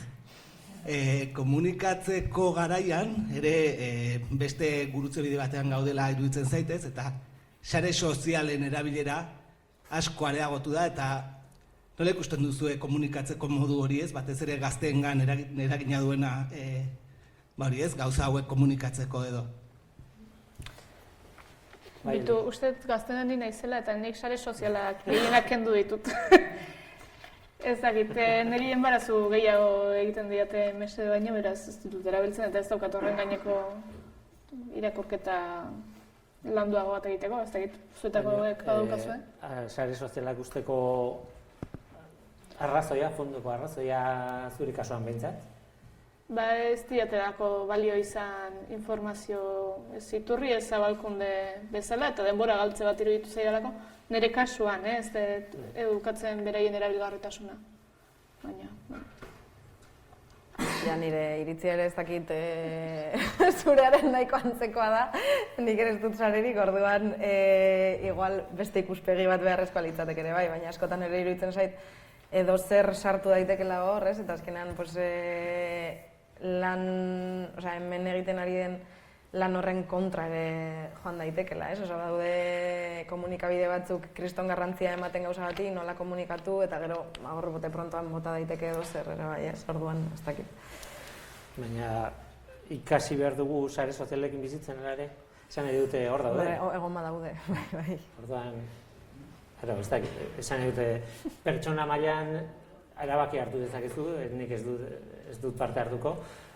baina hor daudenez eta herramienta hori gainera liluratu gaitu, sare sozialetara joan gara korrika, egin dugun erabilera, eta behar bada orain ja, lehenengo emozioa pasatu da, gogoeta egin behar dugu nola erabili, eta behar bada erabiltzeko modu gona, ez dakit. Guztiz ados, nik uste dut sare sozialak hor daude, gustatu edo ez, hor daude, datu bada, eta jendearen ikuspegiak moldatzeko oso eraginkorrak direla, eta hori ulertu behar dugu. Eta orduan jakin behar ditugu erabiltzen. Jakin behar dugu sare sozialak ez direla septikoak, algoritmoak daudela horien atzean. Zuk Twitter pizten baldin bezu edo Facebook edo ez dakize demontre, ikusiko dezuna ez da zuk nahi dezuna bakarrik, baizik eta norbaitek zuk zer ikusi nahi dezunen inguruan badagora algoritmo bat atzean. Eta nik uste ez garela jabetzen horretaz. Gure pertzepzioak eta gure ideiak moldatuz dijoaztela, depende ze informazio jasotzen deon, eta sare sozialak eta hor dauden softwareak eta gidatuta daudela. Igual hasieran ez diren horrela, baina gero eta gehiago horrela dira. Orduan kontuz erabili behar ditugu, kontziente izan barrela, bai, erabili behar ditugula, bai. Informazioa partekatzeko, seguraski bai, mundu horretan bizi garela, bai. Egin gara orain planeta batera jun sare sozialik gabe, bai.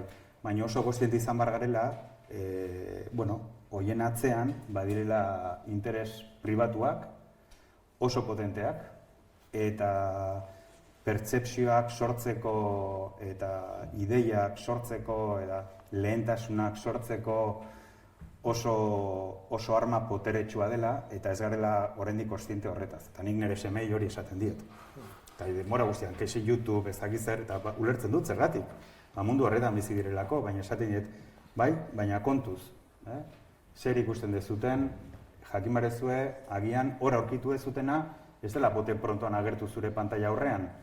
Hor algoritmo badagoela eta badakitela zu nor zaren, ez?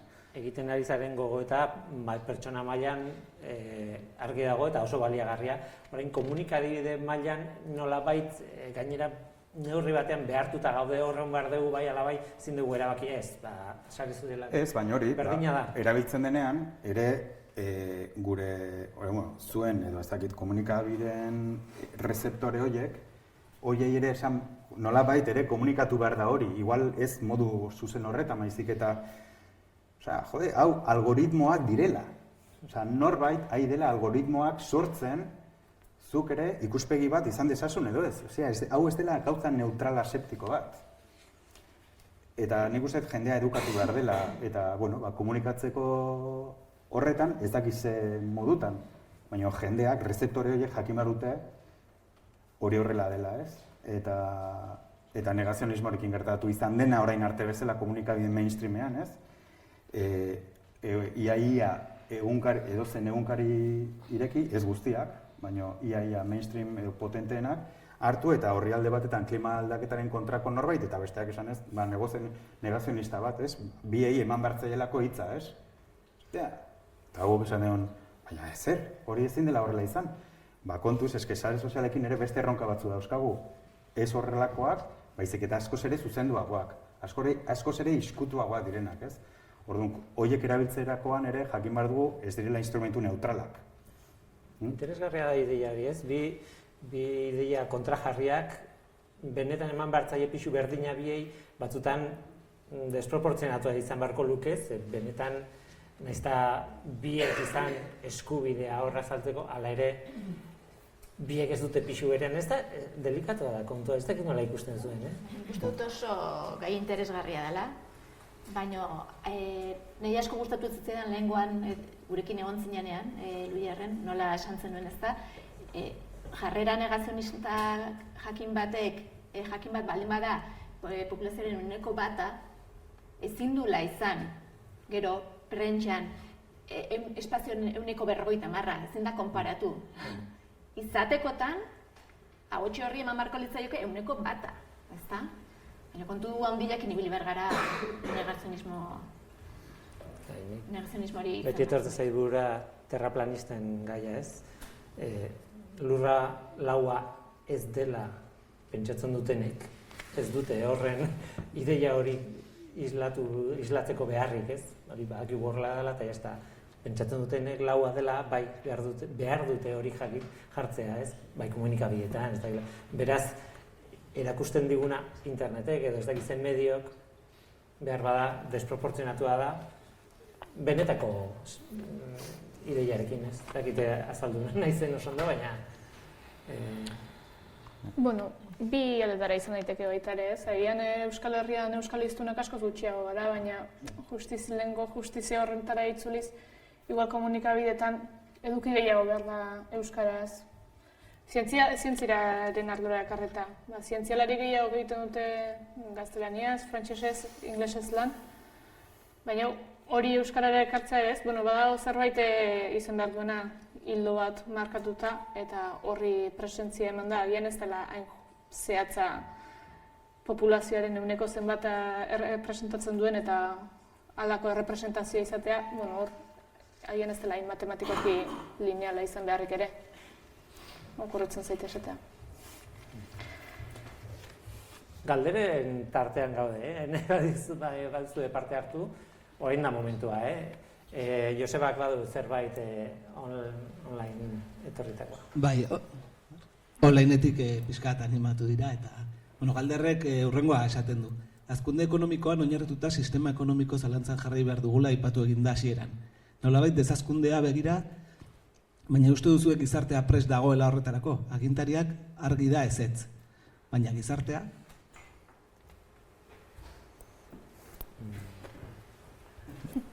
Bai, zeinek erantzungo? Hasiko naiz nahi. Azkenean Aitziberrek lehen aipatu duena da, hasierako galdera horretan. Guk ere privilegio pilo bat ditugula ongizate gizarte honetan eta berrere ze punturaino gauden hoiei uko egiteko eta gero zuk esan duzuna, konturatzea horrek ze onura ekarriko dizkigun, ez? Baina, eske horretaz haratago ere, Jaio Herrerok berak esaten du beti, ez? Desaskundea egon badago, etorriko da. Orduan kontua da nola heldu horri. Ia modu, pentsatu batean, kolektibo batean heltzen zaion, edo ia bat batean datorren, eta bigarren horrek ekarriko dituen ondorioak askoz larriagoak izango dira. Eta gero nik uste dut ere badagoela hor eztabaida bat, igual desaskundea bera onartzen edo horren alde daudenen artean ere, desaskundea noraino, ez? Ze hor ere badaude rango pilo bat, desaskundea bueltatzeraino nekazari gizarte bat, edo desaskundea baina oraindik industria minimo bat mantenduz, ez? Eztabaida hori pil-pilean dago ere, bai. Ez dakit, galdera hau da eztabaida... Haundiegia da.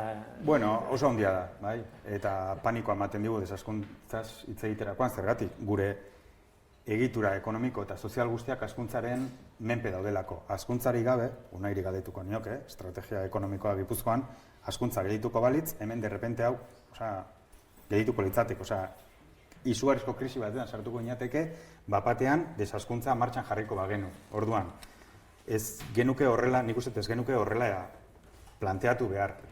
Baina bai, nik uste dut, eta pandemia garaian ekonomia ekologikoaren inguruan sortu zen,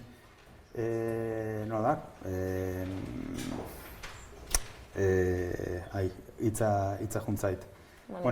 Manifestua. Ehundaka eta ehundaka zientzilarik eta ikerlarik sinatutakoa, hemen Euskal Herrian, esaten zen, hazkuntza ekonomikoaren inguruko eztabaida ekarri behar dugula. Horrek ez du esan nahi bapatean desazkuntzan sartu behar garenik, baizik eta ze hazkuntza nahi dugun ere. Hasi behar baldin badugu, ekonomikoki, materialki, energetikoki, kualitatiboki, nola, zer ekoiztu, zer kontsumitu, zer ez, hori da lehenengo galdera. Ze gizarte nahi dugu, orduan ze industria bultzatu nahi dugun. Hori da lehenengo galdera. Eta eztabaida prozesu horretatik, nik uste, helduko genioke, materialki badakigu, eta gure estrategiak esango liguke eta gure prospektibak, materialki eta Europak ja badaki, eta horregatik ekonomia zirkularraren ideia etorri denan ez da oso ideia pomposa delako. Ez dauzkagu baliabideak.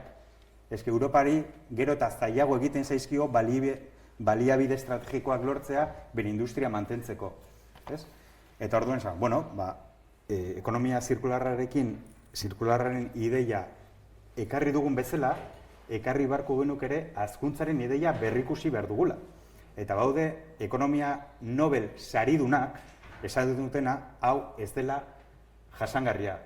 Hazkuntza ekonomiko honen pean dagoen eredu ekonomikoa ez dela jasangarria, eta bidez, adierazle ekonomiko, makroekonomikoak bigarren gerra mundialean eta gero sortu zirenak, adibidez, barne produktu gordina, ez da 21. menderako adierazle egoki bat.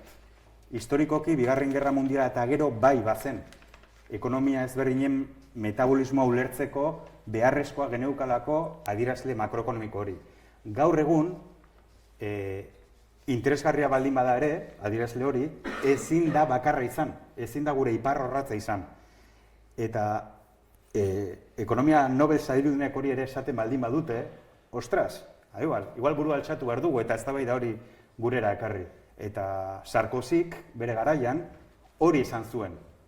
Eske Sarkozyk presidentea, Frantziako presidenteak hori esan zuen. Osea, hau ez da hippie baten edo ezakinoren desaskuntzaren aldeko komunitate baten pentsamendua. Hau oso pentsamendu potentea da, eta badakigu gure ekonomia adierazten dituzten iparrorratzoiek ez daudela garai historiko honetarako prest edo ez direla baliagarriak jadanik. Izan ziren, baino ez dira, ez? Orduan nik uste hori dela desaskuntzaren gainean ekarri beharko genukeen eztabaida lehenengo eztabaida, ez? Horrek eramaten gaitu azkeneko galdera batera, denboragatik esaten dut mosteagatik, eta da, bueno, daukagu dekalogo bat, daukagu abiapuntua, gauzak evoluzionatzen dute, oraintxe kontatu duzun bezala, eta berriz ikusi beharko dugu. Dekalogo hau adaptatu egin beharko dugu, ez? Garaiak aldatu ala, norbait azkeneko galdera, ja azkar labur mesedez, eta norbaitek zerbait burura etortzen zaio, norbait?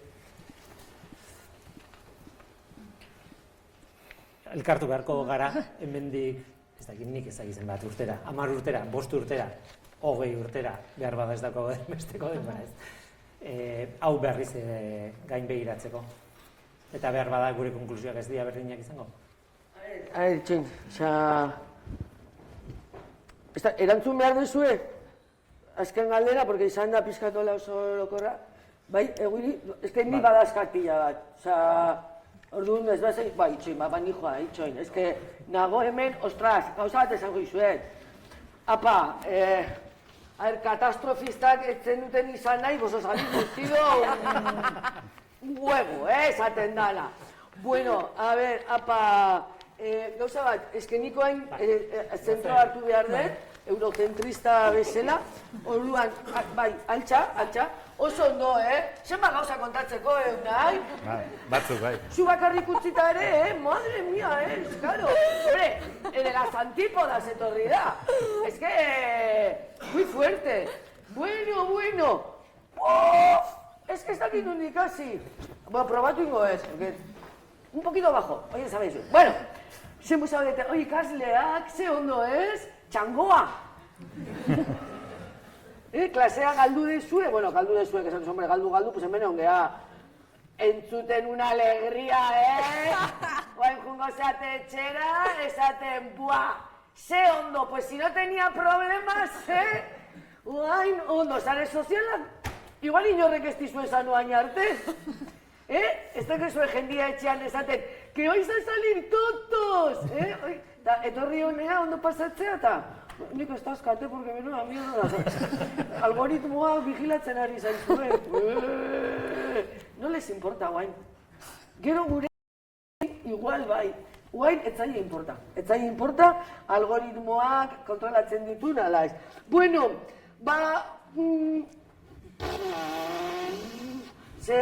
denbora, nola guaz, denboraekin, zuek abizatu, jende honek bazkaldu beharko du, bueno, esan gero zuen. Bale, oso ondo, 14 puntuko dekalogoa, hau, egia da, esan dute, alda, pues albaldin bada, oso ondo. Gu, zuentzako ere, guain klasean zaudete, egin dekalogo bat, 15. Berdin dio. Zandet 10 punt, ez barkatu, ni honi hitzaldi batean, nahi esan didate, dekalogo batean jarri dezakedala nahi dudana, incluso 7. Ulertzen? Porque, claro, 15 jarri baditezke gutxiago ere bai, oza, que dena guzti hau apuntatu. Bale, ondo, eta, bueno, hor, irakasle batzuk, esan behar dizuete, aprobetxatu dutela ikasleen lanak zuzentzeko, hola, hemen zeudela, eta esan dio, jabarkatu baino eskentzin, mehatxuton hori ez da beharrezkoa. Eta ikasleak, a ber, uste nun kontundentin behartzala. Claro, ez que mehatxu edo kontundente. Eta hemen zen... Bai, ez que negon hor despia, vale? Baina, bai, baina zuen movida honea etorri da. Porque, claro, ze katastrofista, bai ala ez. Osa, mehatxatu, osa, kontundente izan behar da. Vale, hoi denak adoz. Zeluia, pues, esate du, hombre, bai baino, porque claro, dago movida, zuen esate bai zuen, ya está, la mierda, bukatu da mundua. Zein gau jende horrek? Pues redes socialas, total, o sea, zein behar detoak. Hau bukatu behar da, pues behar en TikTok, ¿no? O sea, que por lo menos, ez dugu guk ulertzen, ¿qué les hace gracia? Oie, bai, esan behar dizuegu, ez dugu ulertzen, baina hau da, generazio puntual. Gero, también, esaten dutela, bueno, zuen belaunaldia, zuena, no? Ez dia ondo ateako, porque ez guria bezala. Guria, ni, nire belaunaldiko jende guztia, lista. Una cosa, elkartze ginean denbora guztin irakurtzeko poesia trascendental, irartu filosofia, ikustenok, bueno, zuen gurasoak ezagutuko dituzue, que gente más maravillosa denak, Bueno, pues abere badakagu, nola transmititzen den, zuek lasai, zuek ateako esatea beste guztik bezala, pues como podáis, Porque, claro, mundua ere, porque hor badago ere, kontuz zen mundu utzi behar diegun, belaunaldi berriei, edo erantzunkizuna, esan dula norbaitek, ostras, zuek zeate etorkizuna. Toma, o sea, guk hemos jodido planeta, eta guain, zuek akasuta erantzunkizuna. Hombre, pues tampoco igual, zuek esan dezakezuen. A ver, nahi jau etorri nahi zenian, hola zeon, nahi joain ez eman ardura guztik, vale? O sea, hasi zuek zerbait iten. Eta ez no, es que yo ya estoy mayor. Ah, pues mira, espabila, vale? Ezin dau. Vale, hori alde batetik, orduan oso ondo, hori kontundente, baina mehatxatu gabe. Pues igual mehatxatzen hasi behar da. Es que... Zer nahi zuen esatea, Porque, claro, titularrak behar ditugu, bestela jendeak ez du irakurtzen. Osa, ze espezie, baina zer gea? Bioespezie, ez que igual sobratzen, ulertzen. Osa, men pena da ez gehala gu estingituko, baina ez que ikusten nahi gara lanarekin, nahi pena mateit la butxintxilla de papaginea, bale. Baina gu espezie bestela, dena gaizki neu, gaizki goaz, esta jende ez dakiz zertan nahi dan, pues, home ala, oain dena gaude. Orduan, titularrak atera behar dira, pues jendeak pizkatera kartzeko, pero claro, pues eso es ekoantxietatea, madre mía. A ver, ondo, pues antxietate berri bat behar badeu, pues ya está. Ja gutxi, ez dia gutxi, ez dakizu zer egin zure bizitzakin lana, no seke, pues hain gehitu ekoantxietatea. Oso ondo iruditzen zait. Orduan, a ver, porque da, ja, es que empatia, enkoantxietatea, ez que ez dakit, oza, ez que esan dena, vale, orduan, empatia garatu behar deu, enkoantxentatea, ez dut ondo esango, vale, baina zuen bakizu ezerta ezagin nahi zen, orduan, claro, hemen gertatzea, psikologera jutearen area aipatu da, ez? Baina beste batek ere aipatu du, igual, ez deu psikologera jun behar, ate la pastillita, ez? Porque, ay, que me siento mal. A ver, normal gaizki egotea, igual borroka da bidea. Dinot, igual, batek esan zuen behar, zijoala, bajoi batekin psikiatrara, ez? Psikiatrak entzun zion, eske lanean, ez dakiz, eta esan zion psikiatrak. Ez dezu, pastillak ez dituzu behar, sindikato bat behar dezu. Orduan, eske hemen ere gertatzen zaizkigu, gu bakarri jaten baditugu, arazo guztik, igual hasi behar dana da, ja ez da, borroka da, lekua edo bidea, nola ingo deuna, pues beste jardunaldi batzuk, osea, nik ez dut metodologiak edo aipatuko, ez? Bale, orduan, empatia garatu behar da, muy bien, porque ikusten da, gizakia, soberan, empatia, no sobra.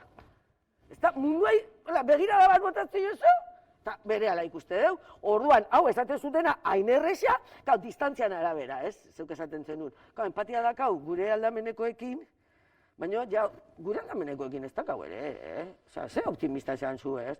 Gure aldamenekoekin, bueno, pues, segun, aukeratutako batzuekin, pero si yo no te conozco, a mí qué importa que te va a pasar, ahora ya, esa vida, jendeak alian da, fijatu. Baina, orduan, paralizia, beldurra, katastrofia, porque iregia da, esan deu, izate baina zuia toda la mierda dijoala, ¿qué? Zuk lana hori ingo zenun? Zate izue, se va el mundo a la mierda. Lana entregatuko zenion zure irakasleari? Ez, para que encima te diga ortografía, hombre, ortografía. Munduan pikutara dijo, tu preocupau, H batengatik, zuk uste zuei dela benetazko, aprobatu, Osea, aprobau dakazu, Zueke bai zeate aprobauz dena, que total pikutara dijoa mundua. Hasiko gea guai, hombre, gu baino kerro ez dute ingo, ya está. Orduan, ez, mundua gu baino kerro ez dute bideratuko hauek, eta behintzat por lo menos, pues te hacen TikToks, mientras, mundua badijoa, pero pues te alegres un poco, ez, gure drama horrekin todo el rato llorando, gu izan gehan, ez. Vale, orduan, privilegio joko egin behar diegu, egia da, dala adin bat, ez diala konstiente, o sea, ¿qué privilegios tiene esta gente? Ez, zuei ni galdetzen zut zuri, ze privilegio dazkazu, ez diozula asko ikusten zure bizitzari privilegio bezala, gurasoen etxean bizitzen, esto es un privilegio, ez da? Etxetik juteko supererresa dakazute, ez da? Ez dakate, oza, ze privilegio daka jende honek, TikTok bat egin dezaketela? Vale, bueno, beraieko la bizitzen nahi diala, porque si no, se nos revuelven. Eta, bueno, oain alare esango izueten, nagoela hemen zuekin azako, porque gelditzen da oso ondo, ez? Gazte jendeakin. Yo kontrolo. Oain, entzuteten porque semia daskat, bale? Osea, hemen nago zuekin dugu, nire semiak ikusiko banin dute, esango zuten, bade, guai, porque ez da guai, bale? Hau, asko, nik esaten dira, nik grafiosa naiz eta zuek etzeaten teatuko. Etxian, ez? Orduan, entzuteten ere, mundua, ez? Gure, ez dakizu izaera, belaunaldia, izordi egun, mundu polita, txukuna ustearekin, nahi, kada bronkak ukitzetela umiarekin pentsatzen, pues te jodes, mundua txikituta utziko izuegu.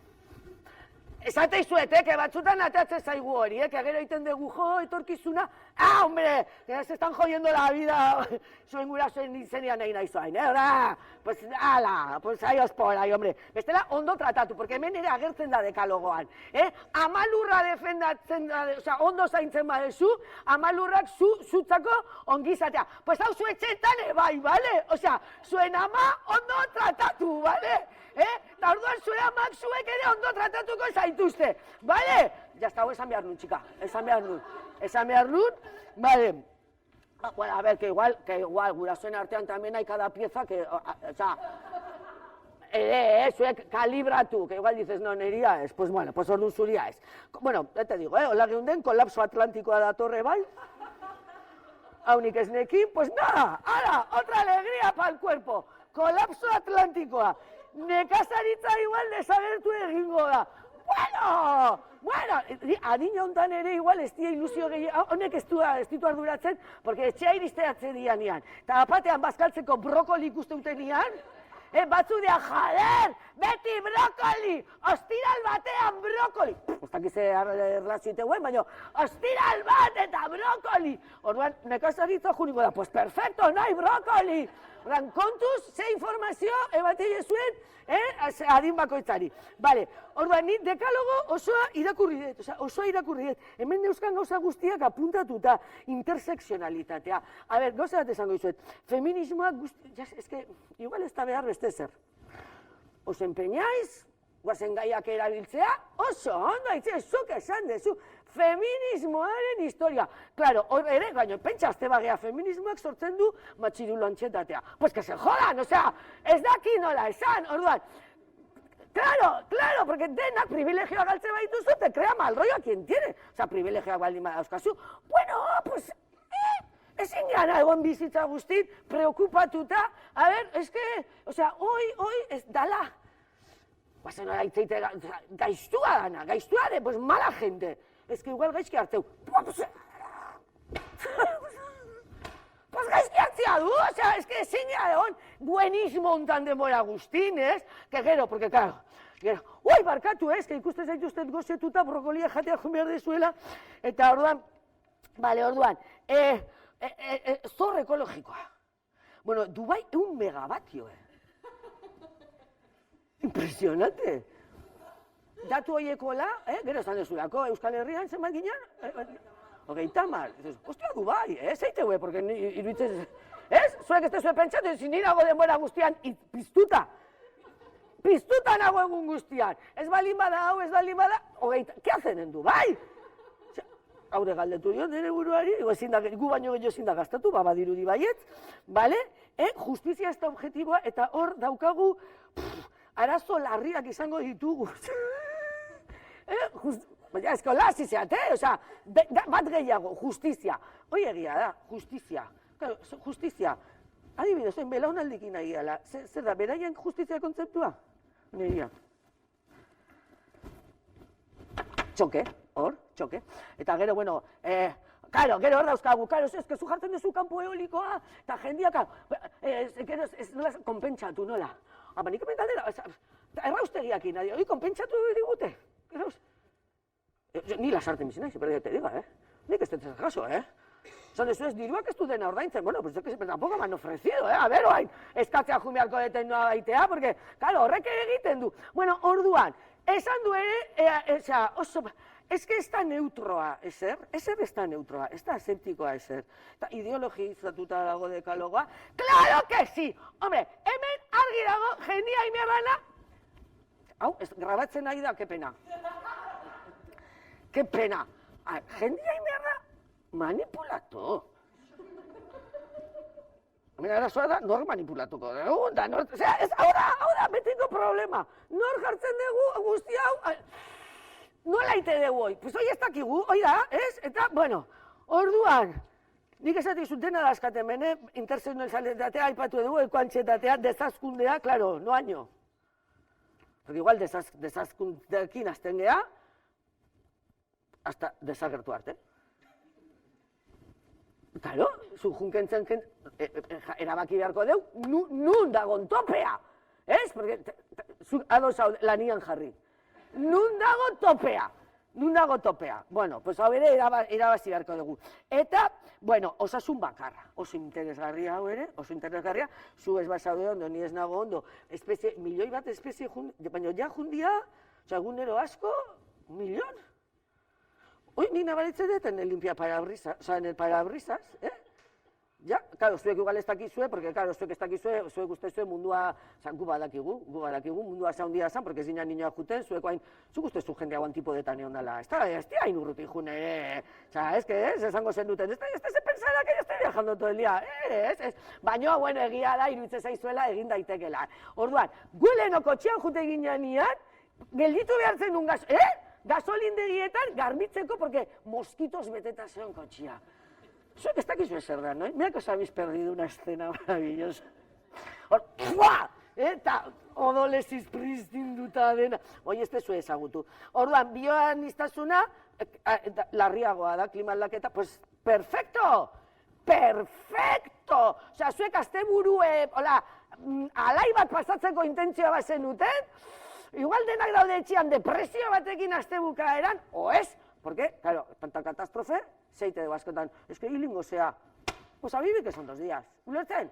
Orduan igual ingo dute inoizko farrarik handiena, gainak, osea, motiboakin. Eta zuek jun, mira, hau erabili dezakegu. Zuek ateako zeatea astebukaera hontan? Ba, ez, azterketak igual. Ez dakazu gogoi. Ja, oso ondo, ere, dauzkagu aurre iritzi batzuk, como que están todo el día bebiendo, ¿sabes? Igual ez, vale. Baina ateatze bazeate, indezakezue divulgazio lana. Divulgazio lana. Hor, pote bat hartzen, dantzatzen, ez dakizu ze movida!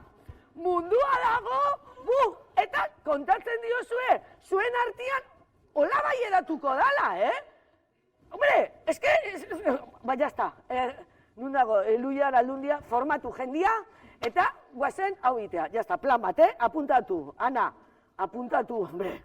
Eta, bueno, naturaren kontra egiten badugu, gure kontra. Eta, galdera bat, agintariak, ez dakiz zeinekin duen, nik edo, agintariak zertan ari dira. Zertan ari dira? Porque, claro, zuk esatezu, dena, esan dute, ardura berdina ez dakau denok, Hau oso importantea da, Osa, agintari batzu dazkau, Agintari zuk konfiantza eman behar diozu, herritar bezala. Porque bestela, ni ongo nitzak, jo no tengo ni idea, digo, pues konfiantza emango jo norbaiti. Orduan, jende honek, oza, maila guztitan, pues konfiantza ematen diegu. No, hombre, pues jartzen bat, tu que vas a pensar, ite dituztela gauzak gure okerrerako? Hombre, orduan, igual jende honek ere ez daki, pues igual formatu agintariak, eta guri otzipakia, osea, ulertzen. Porque gu gaude, ez dakigula. Bueno, orduan agintariekin, pues lan hain behar da. Eta, bueno, osasun bakarra esan dugu, espeziak, ba, jazta. Bueno. Ez dira, negazionismoa. Ez que beti, porque nik entzun dizu, negazionismoa, orduan, portzentaia. Hombre, pues terraplanismo, embrismoa bezala. Zuk ustezu normala da, eskoletan embrismoari buruz hitzeiten neotea. Ez da existitzen. Zergatik jartzeizkiozu umei, idei horiek, ez bada existitzen, terraplanismo, berdina. Ez dira juten eskolara. Bueno, ez que dago jende bat, hay dos. Usten dutela planoa dala. Pues oso ondo, a mi que me importa, ez? Baina, klaro, gero, beti eta zuzaude. Klaro, portzentai kontu bat. Zenba jende... Claro, euskera, gauen heli. Osea, ya está. Beti dago norbait, ja. Porque gauzak dira, nola dira, komplexuak. Hortik hasi gara.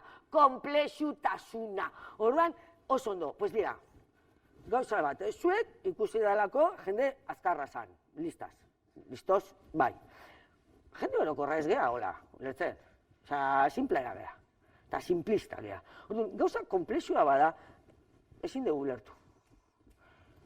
Mira, atzekoak esatu. Orduan, zerbait behar dezue, ba, igual, hori, ez du gure jarri ardura, eta jende azkarra bildu, eta norbaitek esan du, no, que justizia subjetiboa da, a toma por saco! Egingo da, nik esaten dudana, eta punto, guain da, aukeratu behar dugu nor hori ondo. Nor hori ondo aukeratu behar da. Noiz aukeratze deu? Bueno, pues lau urtean behin aukeratzen.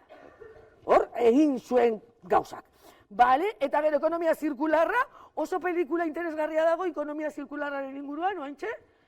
No sé qué, la nieve?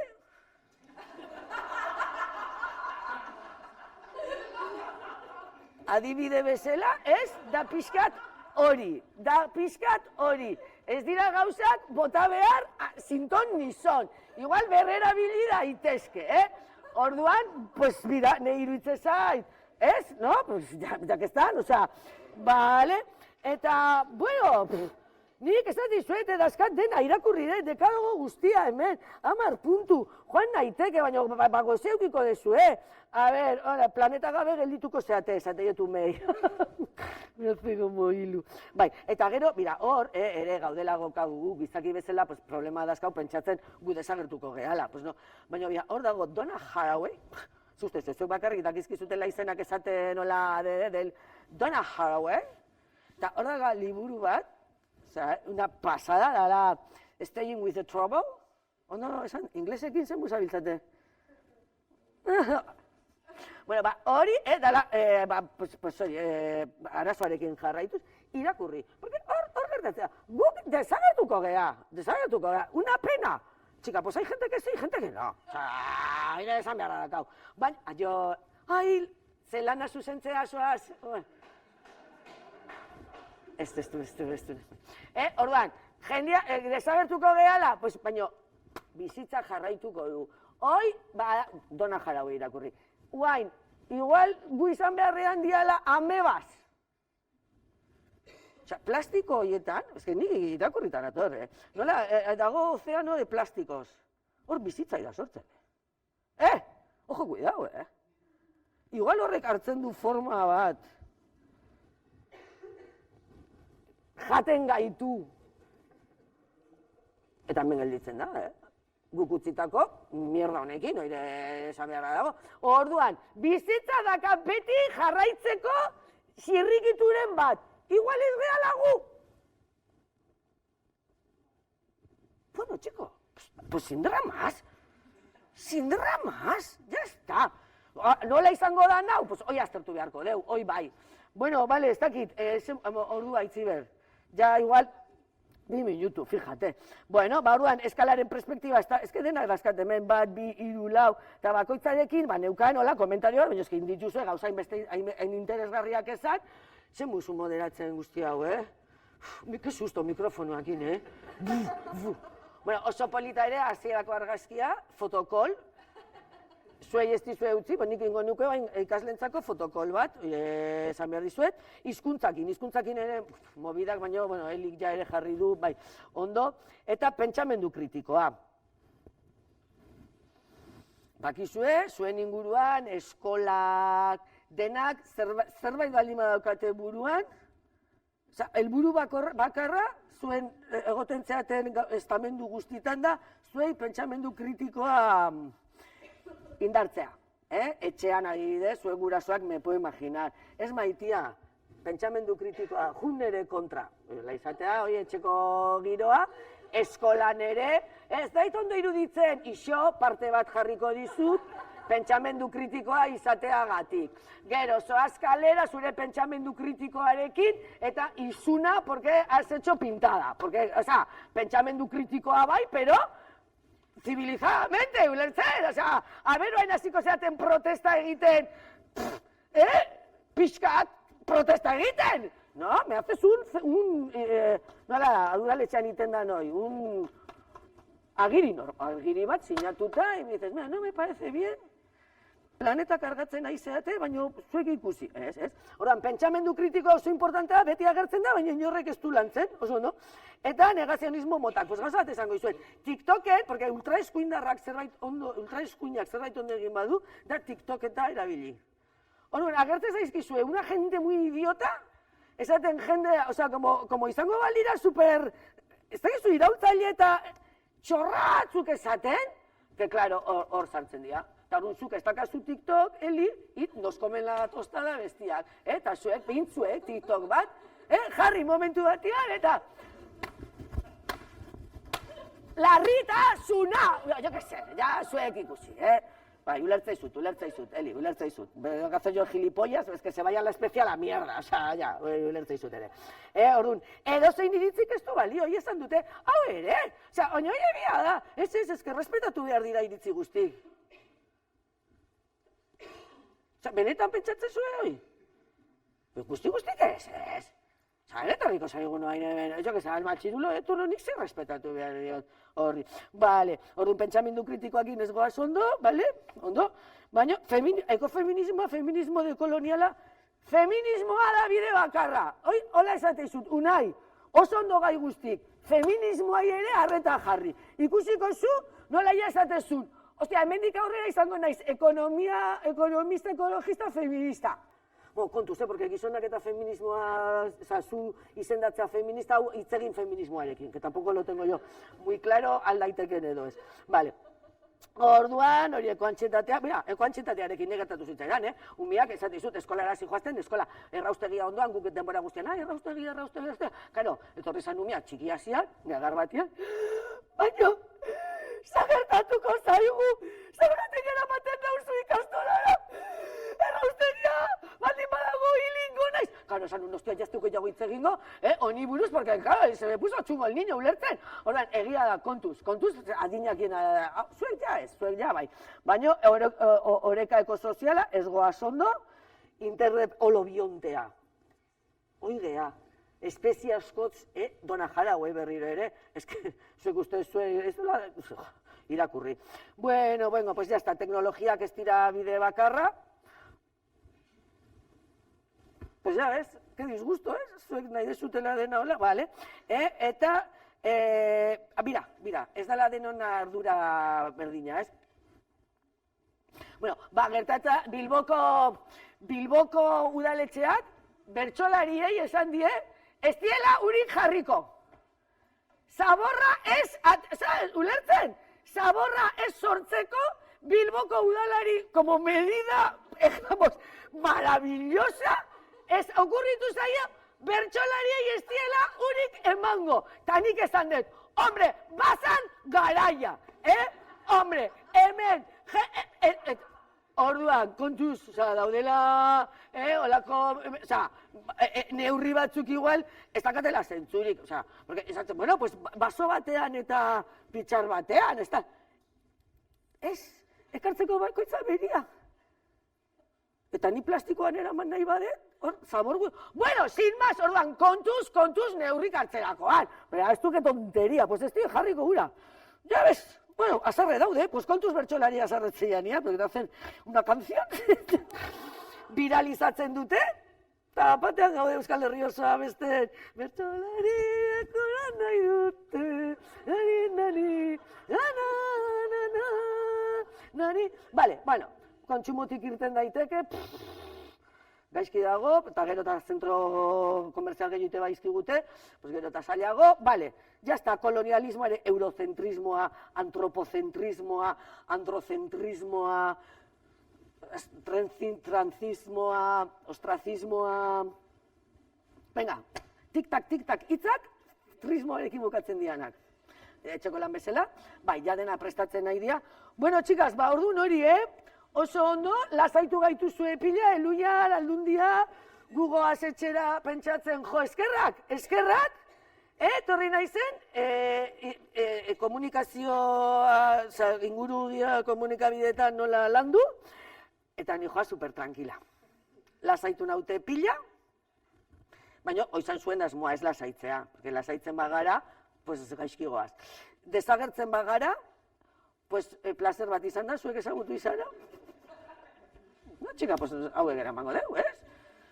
Oso ondo, jende jatorra emate zue, oire bai, Eta, ba, bueno, pues ez dakatola asko ze gehiago, bai, hori. Pues importantea dela, ze pentsate dutena, ez dakau arrazoia, oire bai, ez? Eta orduan, bueno, ja, oain, jun behar nun bertsoakin, Elim. Nola zan? Bertsolariek, eta ez dakit noa jun ere, porque nu ni jungo naiz, porque ni baneukan markatuta, igual hortik jungo naiz, bale? Eta zukin noa, bale, tekniko, txalo bero bat jende aia, daudela, langile pila, zuen irakasleei ere, zuei, bueno, online, galder bat dago, galdera egindula, apa galder, igual junda, ya, pues ando, ya está, ya, zaniote, vale, bueno, orduan, pues bertxotan nijoa. Ondo, nola esan du nioa indetena? Bertsolariek ura nahi dute, ez da gure, ez dakit enterimatzen, Zaborra ez da gure errua, nina, larin, la la la.